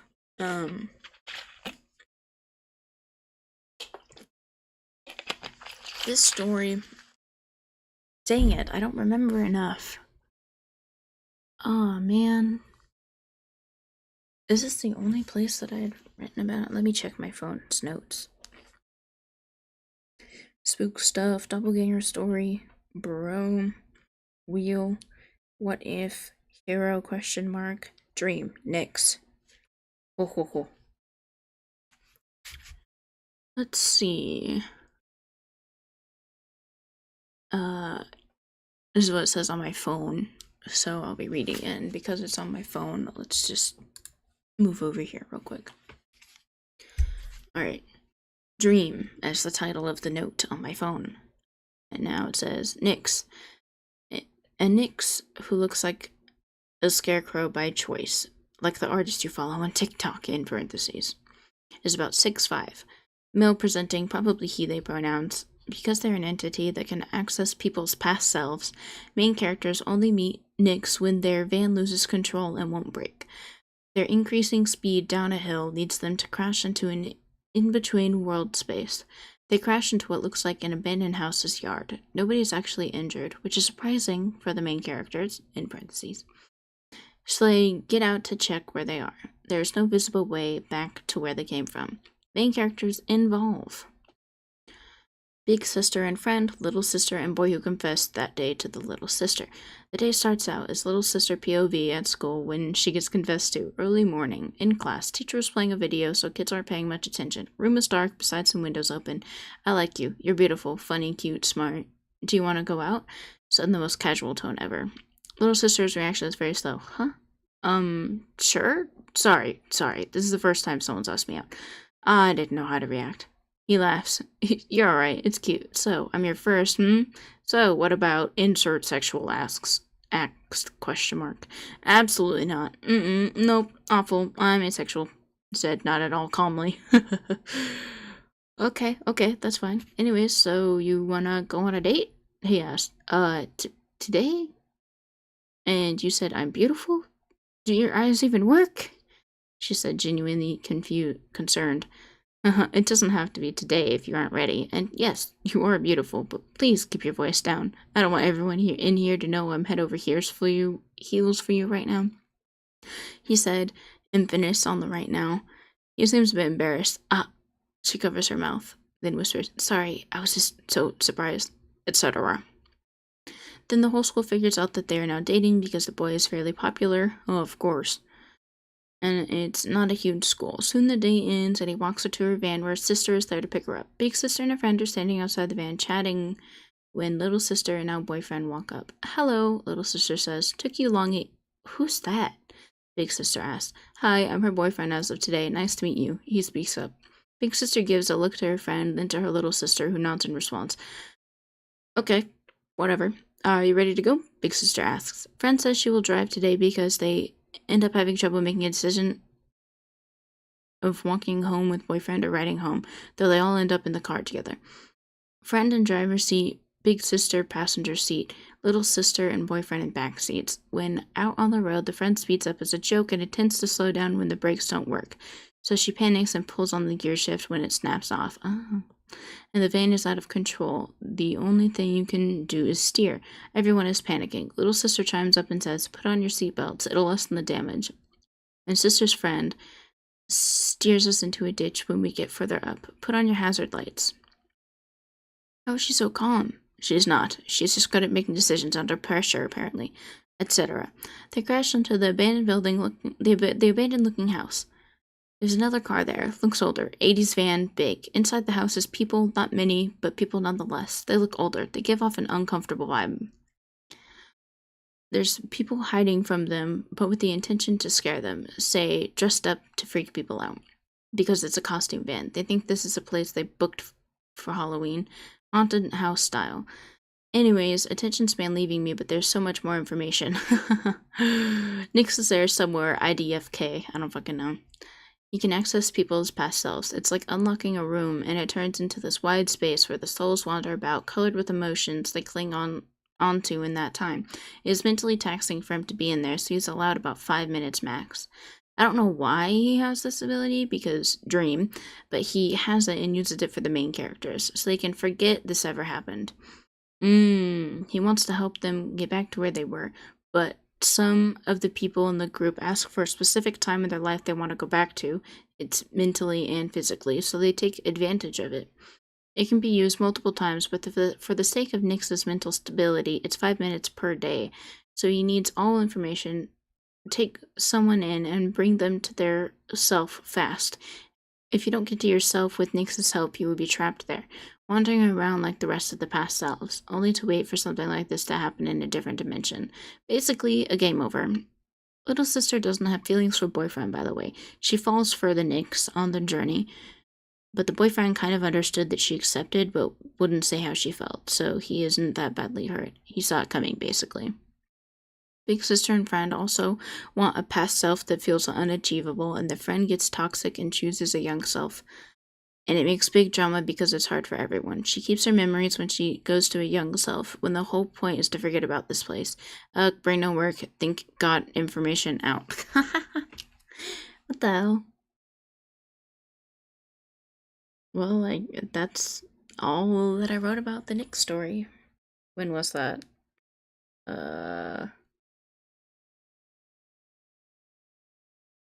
2022? November 3rd, 2022. Holy balls. Sorry for always saying holy balls. That's how I get myself to not say holy shit. Excuse me. I really need to drink something. My throat hurts.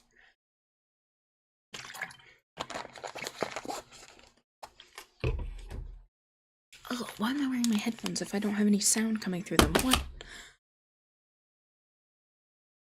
Ugh. Sorry, I was wiping my face. Holy cow. This was such a cool thing, and I wish I could have written more about it, but I don't remember anything. Let me see. Tech stuff, the most dangerous. What is this?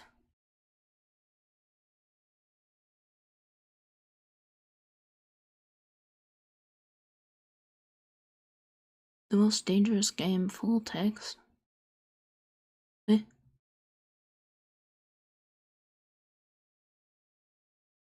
I have no idea what the most dangerous game is, but I'm going to remove it.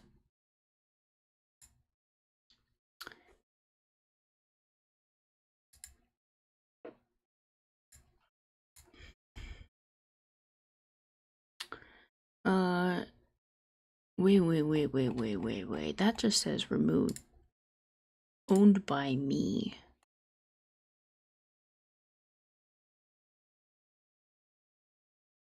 Wait. Open a file. My drive.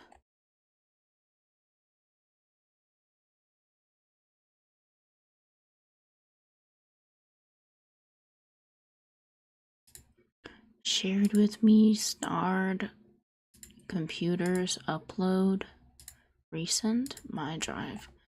The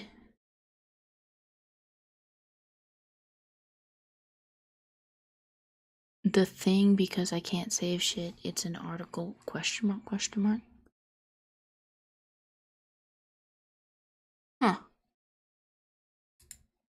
Let me see if I can get to my other email really quick. I'm curious. Let me see if I can add another account.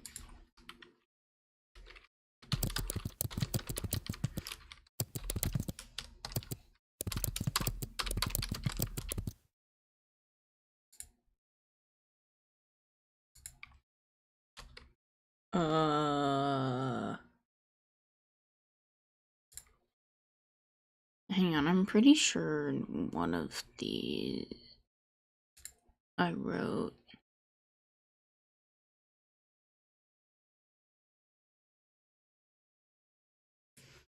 Not that one. In one of these, I definitely wrote. Oh.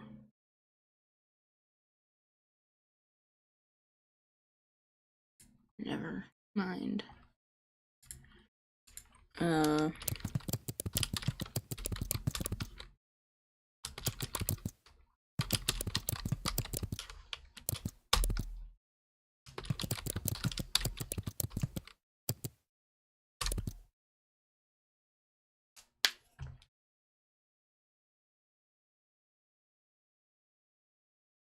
Yes, that's me.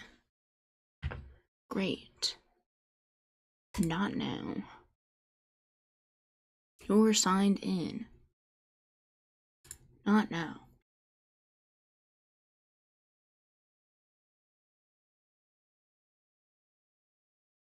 Long gone?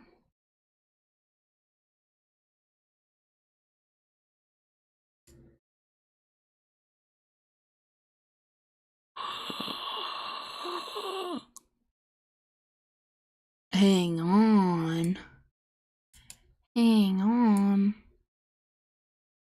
Tiny is first draft, next tiny is next draft, and so on. Hang on. Alright. Let's go. I found a story that I wrote when I was in high school. What? Oh, 2018, 2017. Holy shit.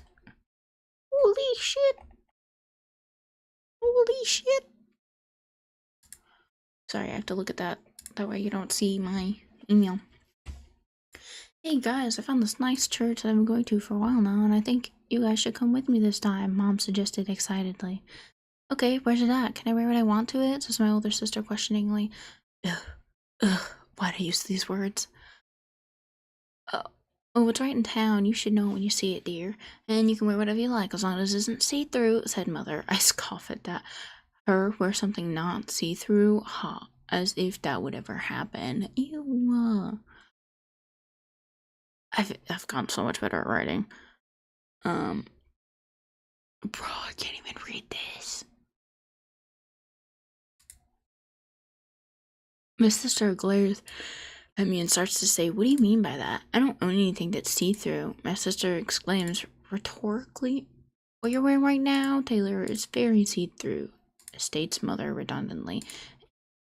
Anyways, what about you, Allie? Would you go with us? Oh, and would your boyfriend be coming as well, Taylor? Asked Mother.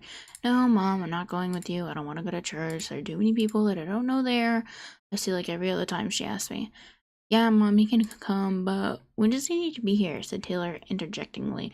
Is he coming here or is he meeting us there? If he's coming here, he would need to be here by 10 a.m., said Mom. Okay, he can come. It starts late though, so he'll come a bit earlier to hang out with me, said Taylor. Alright, good to know. So Allie, will you please go with us to church tomorrow? Pretty please. Everyone there misses you, pleaded Mother. No, Mom, I'm not going. I'm gonna have the day to myself. It's the weekend. I get to be comfortable. I answered with a hint of irritability in my voice. Oh, well, at least I tried. Good night, hon. I'll see you tomorrow then. I love you, said Mom as she clearly gave up. Good night, Mom. I love you too, said with a sigh and smiled. Tiny. You see the Tiny up there? You see the Tiny? Wah, wah, wah.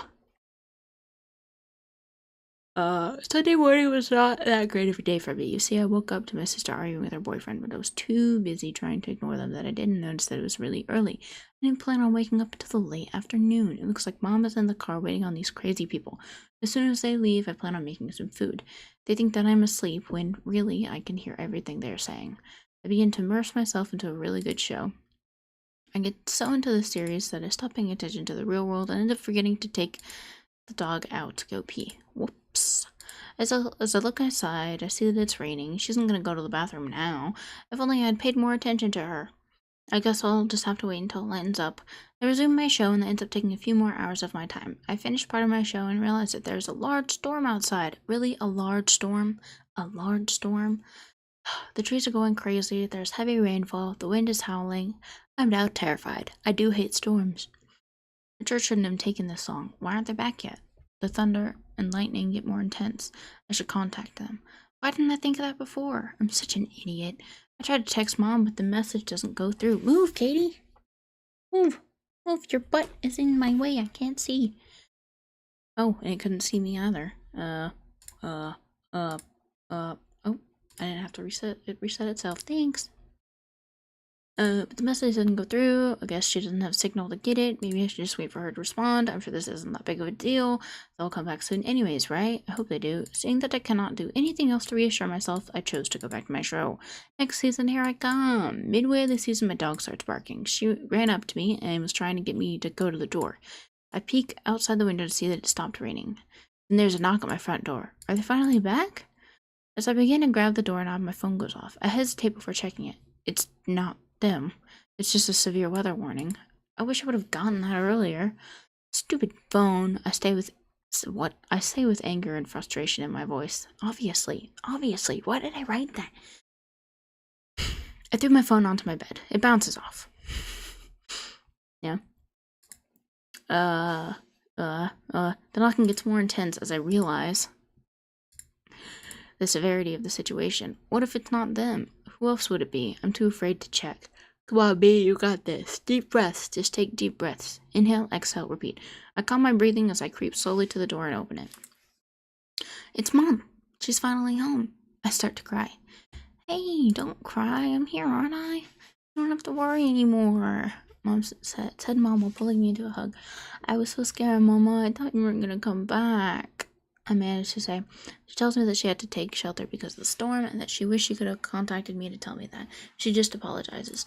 Wow. I keep spelling it the British way, apparently. Or spelling things the British way. You don't have to be sorry, Mom. You're here now, so we'll just stay here and be safe, right? I conclude, questioning if that's what will actually happen. Well, she hesitated. Well? What, Mom? Well, what is it? I stammered. We're going to leave while the weather is still clear. We aren't staying here any longer. Mom said with a look in her eyes that put fear into my heart. Where are we going? When will we be back? Why are we leaving? I can't control my shaking feelings. I'm terrified. What's so bad that we have to go away? I saw some very unpleasant things out there. I don't want them coming here. Gather your stuff. Then lock the house. Turn everything off. We need to leave now, but I'm giving you some time. Don't waste it. Mom clearly stated. I'm still confused. I need to know what's happening out there. I assume I'll find out soon enough.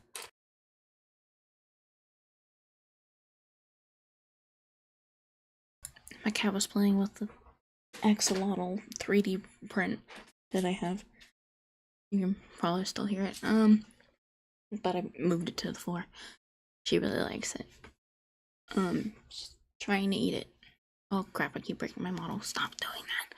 As we pack our things, we decide to turn on the local news channel. The toxic waste in Texas that was being stored for unknown reasons has started to leak, and the radiation coming off of it had made the people of Texas act as if they were zombified. News reporter states with concerned confusion on her face. Wow, I was so proud of writing concerned confusion.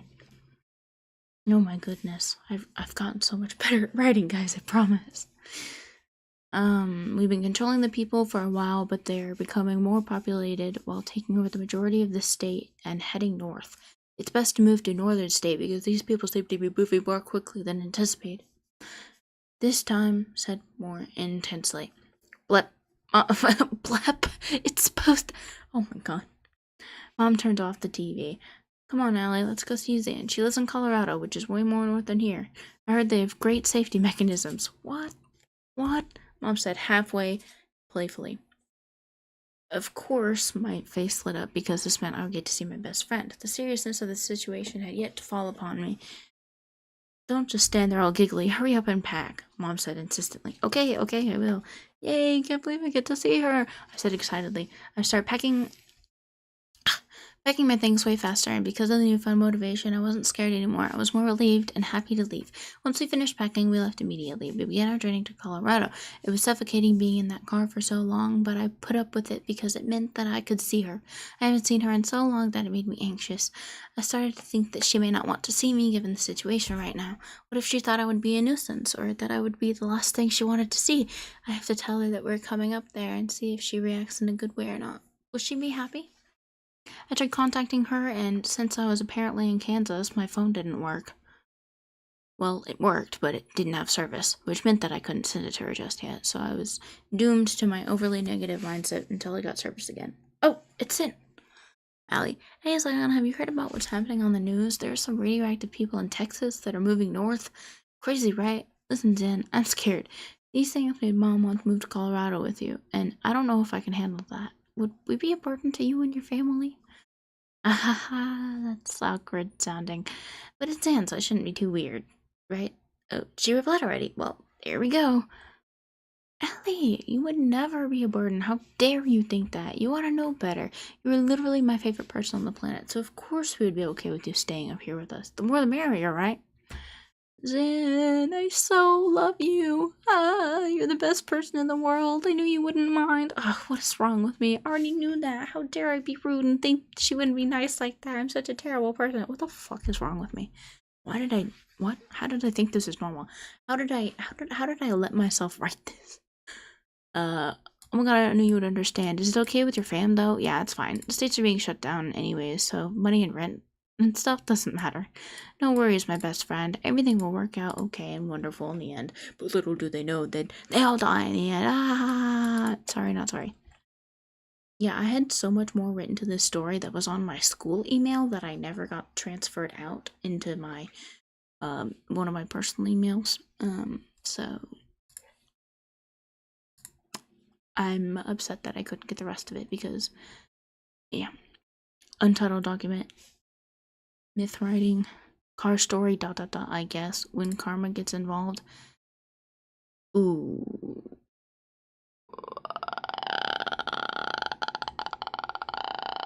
Hang on. This is a story that I wrote with a friend. Wait.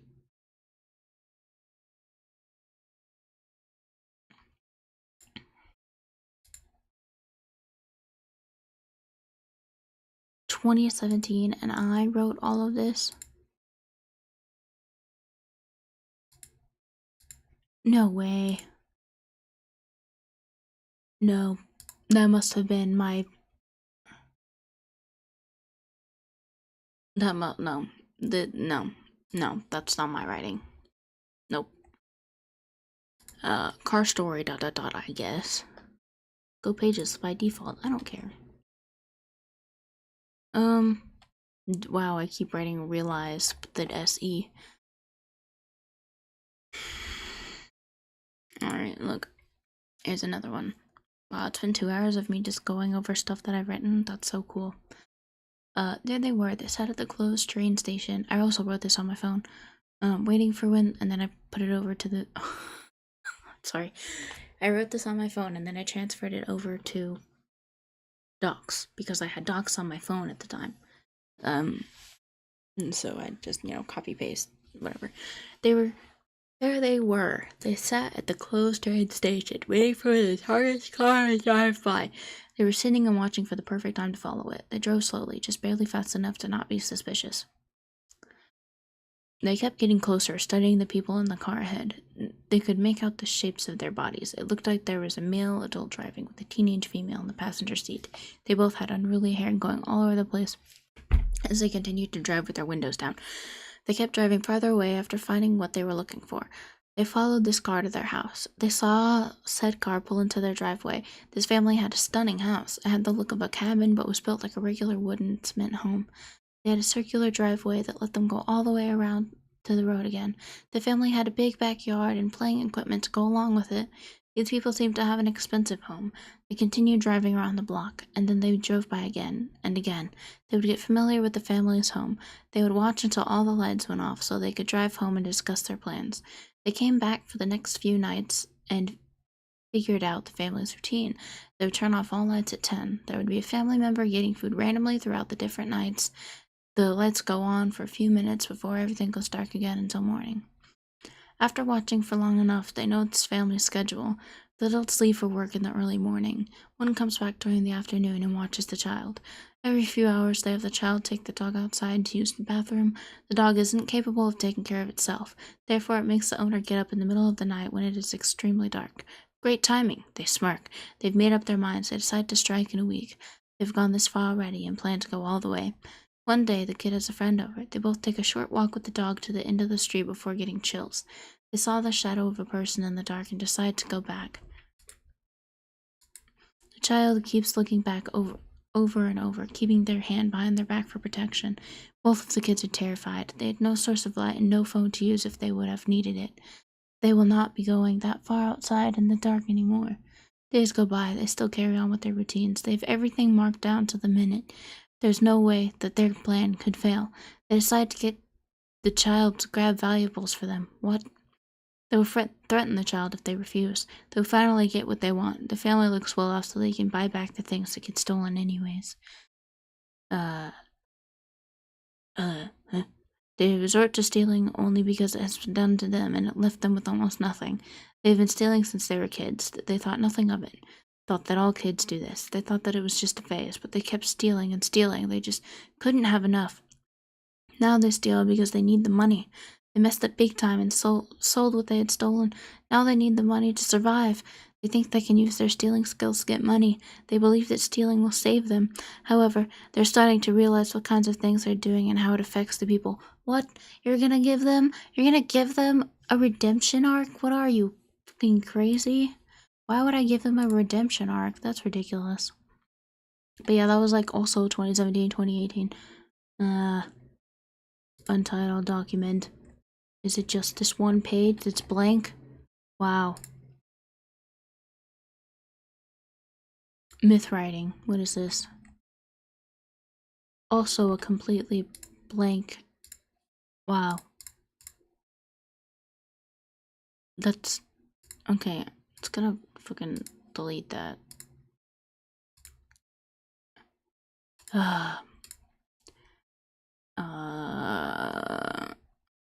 I'm going, my life.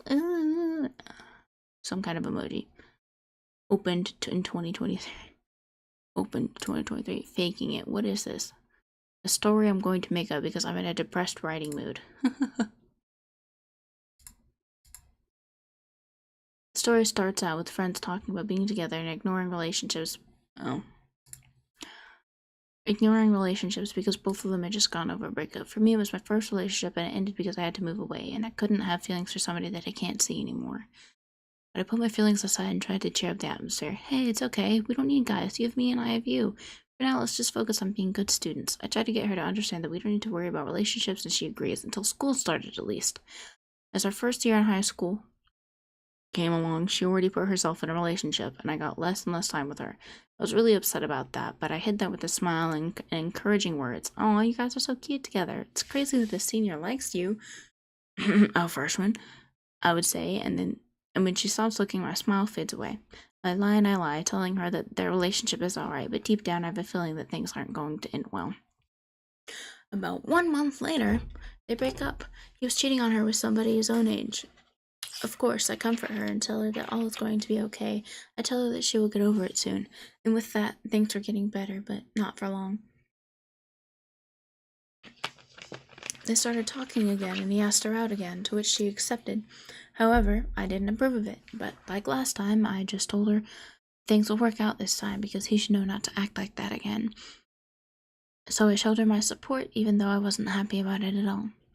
This time, they stayed together for about 2 months, but during that time, they had argued way more than that 1 month that they were together. The arguing made both of them feel terrible. It was very unpleasant and disheartening. Even I felt bad, knowing that one day they would break up again. I never thought it would be after both of our birthdays, though they spent her birthday together, and I was there to enjoy myself as well. And after we were done, we went to my house to celebrate my own. We were born a day apart, but later in the month, I was told that they had broken up. And I thought that this was the last time, but I hadn't learned about the 3 strikes and you're out method. Now, if only I had known that confronting my dear friend about how she shouldn't date this guy again would bring about the beginning of the end of our friendship. Bro, I can't read. She didn't tell me that they were getting back together for the 3rd time. I had found out through social media. She told me everything, though, so I felt really hurt. But that isn't all. I had tried to talk to her about how I was dealing with a personal problem that was big to me at the time. Had I known, this is what brought about the storm to come. She had a differing opinion, and it brought me to tears. I didn't know that she would react without sympathy, like she always had. She didn't come to an understanding either. Our messages left off with, "See you tomorrow." From there on out, she ignored me completely. I had lost someone that was very important to me. Every day I would be dejected. I would cry in school and try to hide my pain with a smile, but every time somebody would bring up that we weren't together, I would get emotional. If I were to talk about my feelings, I would start to cry again, and I did not want that. So I just replied with the simple, "We got into an argument, so she hasn't been talking to me." I then told them not to pry any further, but I got told to hurry up and be friends again, several times. The more I heard that, the more I got lost in my feelings. I did not want to be friends with her anymore. I was hurt too badly. But one day, as I was confused because I didn't know where to sit, she called out to me, "Just sit down already." She had called my name to get my attention, and hearing her say it made my heart hurt. I started tearing up again. I couldn't help it because the person I cared so much about that left me in an instant talked to me again. After that day, I tried my best to avoid her again, but around Christmas break time, she started talking to me.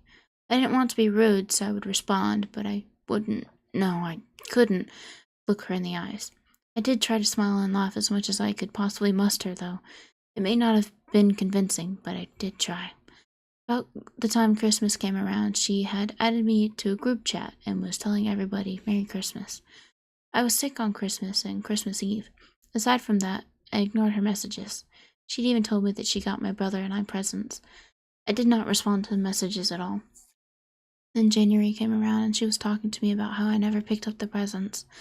I told her lies instead of telling her that I was still uncomfortable around her and not ready to be friendly again. So she seemed to believe what I said and told me that she would bring the presents on a later date. So I just agreed and thanked her like a normal person would. I had unknowingly become good at lying. I would lie and say that I'm fine.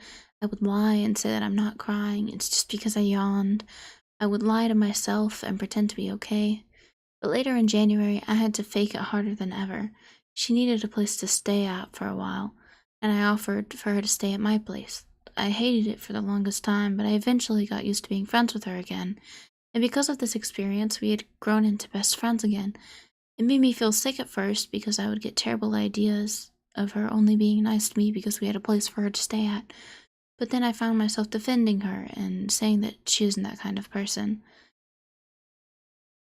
To this day, we are still best friends and will stay this way for a long time. Our little fight has made us stronger, and I will try my best to keep a real smile on my face this time. Smiley face. Haha, spoiler alert, we weren't friends. I forced it the entire time and got let down again, lol. People let you down once, twice, and obviously a third time. Just don't let it happen, lol. You'll feel much better if you just let the toxic people go. Oh, and you are gay as fuck and probably had a crush on her because she said she was bi and literally kept complimenting you. That's why you wanted her to stop having toxic relationships, lol. You wanted her to yourself. Same with Zandy, lol. Man, you are dense as fuck. Back here. Okay, I'm leaving, lol. Bye. Alright, what was the time frame? 2018 was all of that blah blah blah blah in my feelings. Oh, we're friends again. And then that was June 2018. And so December 25th, 2019. On Christmas 2019. Yeah. Haha, spoiler, we weren't friends. Wow. That's why it was called faking it. Next is the last document. Ooh.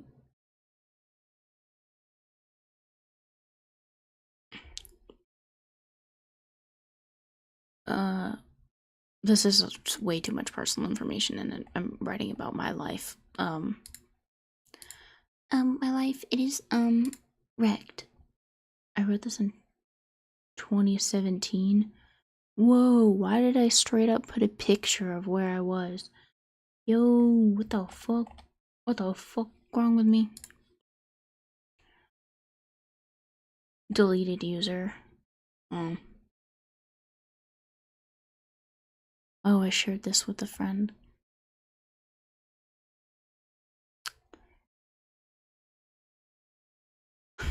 Around July, before starting 7th grade, it was really awkward around the house. Mom told me one day, "So, Ellie, it's hard to say, but I just found out that yada yada doesn't love me anymore." I cried after that and went to my room. Of course, yada yada wasn't there at the time, so the next time I saw him, it was awkward. He tried to hug me to say goodbye since he was leaving to go somewhere, so he hugged me and I didn't hug back. Then Mom had to work at place sometime later, like maybe a week later. She told me I would be going to work with her even though it was a Sunday. Sunday was our church day.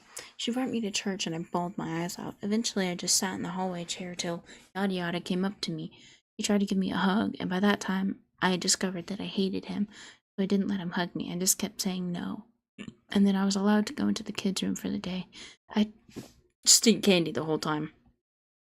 Well, this is a part I don't like that much, but it's understandable, so just bear with me for a bit. I'll explain it as I go. At the time, I was still friends with blah blah, so yeah, after church ended, I had to ride in his car so he could take me home, but I would be at home with him alone, so I didn't want to go. He asked if I'd rather go to blah blah's house, so I said yeah. He said that he knew I didn't like him, so it was really awkward. So I went to her house and talked about my day and what happened. So yeah, that's when I realized that I hated him. I had thought about it before, and so I was very confused with my own feelings, but when I just burst out crying after Mom dropped me off, I knew that I really didn't like him. So my dislike turned to hate the more I found out about him. Okay, so I love going swimming. I had a chance to go to a water park one day, but I heard that blah blah was going to be there, so I didn't go. That's how much I hate him. I can't stand seeing him. I just cannot stand seeing him.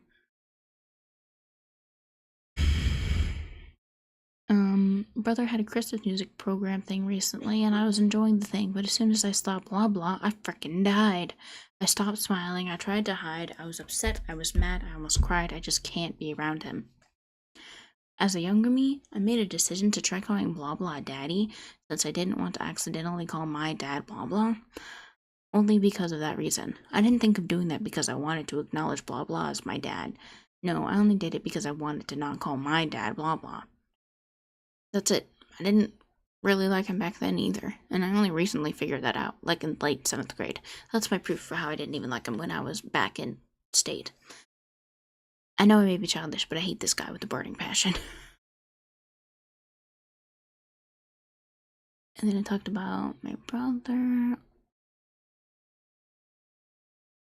A topic, future. Oh.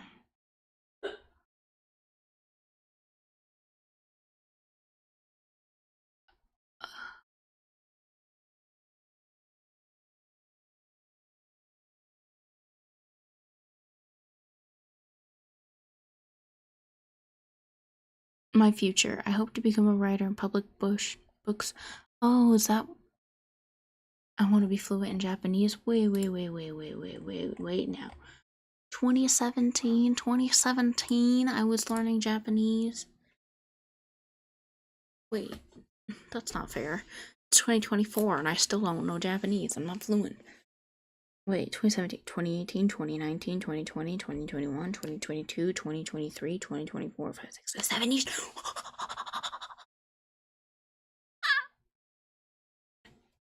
No. Alright, let me go back to...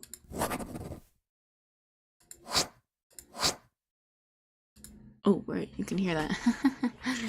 I forgot. Oh, that's why I had my headphones on, because I was hearing things.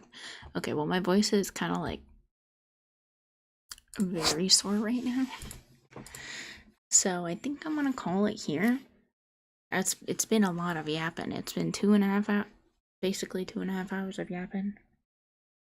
I thought maybe after reading 1 or 2 things I would go to play Cult of the Lamb, but my throat hurts really bad. And it's like 11 p.m. Oh, 11 p.m. Make a wish.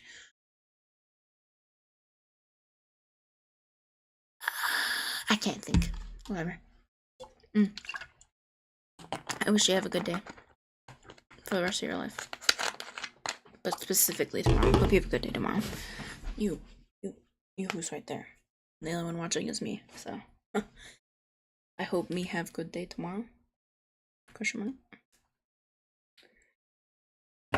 I was really depressed for a really long time, and I'm like just now like figuring out that, oh, maybe if I had been diagnosed with autism and people around me were more understanding of me and how my, like, fucking brain works, maybe it wouldn't have been so difficult. Maybe now that I can finally understand the fundamentals of the issue that I have,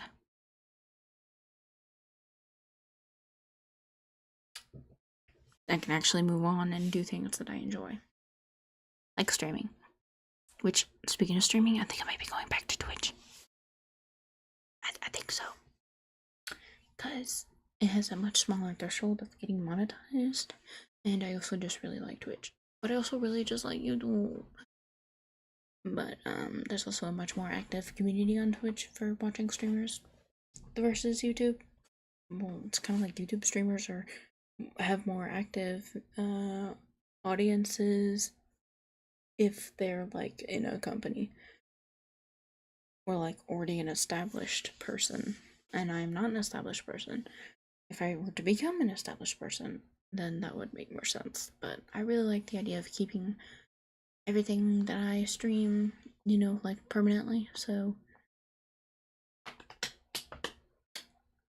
I really like YouTube for that.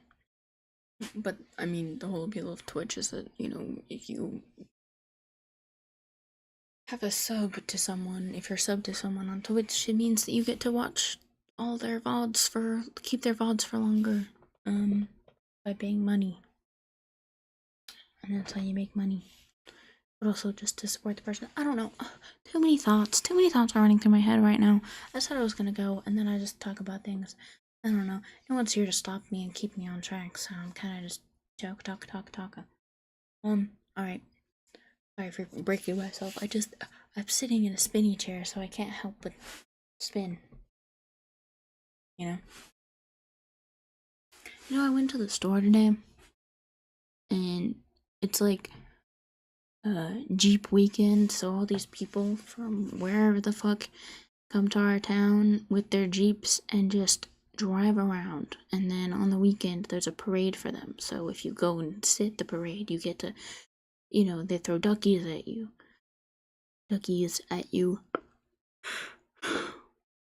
I will not be going to the parade because I have work on the weekend.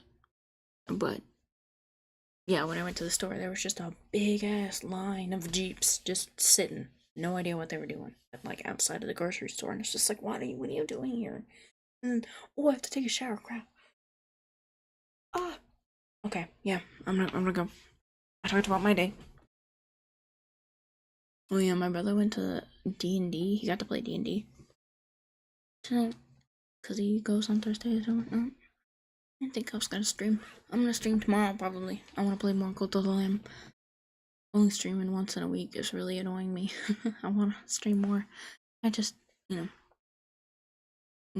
to have an audience so that I'm not alone. I want to talk to people even though I have social anxiety. But because you are not talking to me face to face, but words to my eyes, it is good and fine. As long as you're not a creep about it, because then I get really freaked out and just want to bolt. And I gotta be mean to people. No more yapping. Throat sore. Okay. Alright, let me spam some hearts. I'm so sorry that you have to hear my clicking. Also, about my, oh my god, my Cult of the Lamb stream that I did. You could hear every single spam that I was doing on the controller, and I am so sorry about that. So sorry about that. So sorry. Not that anyone really watched it, but like I watched it, and sorry that I had to bully your ears with that. Okay, yeah, I'm actually going now because my throat really hurts and I need to shut the fuck up. It has been Spooks Yapping. I will see you next time. Bye bye. Bye bye. Bye bye bye.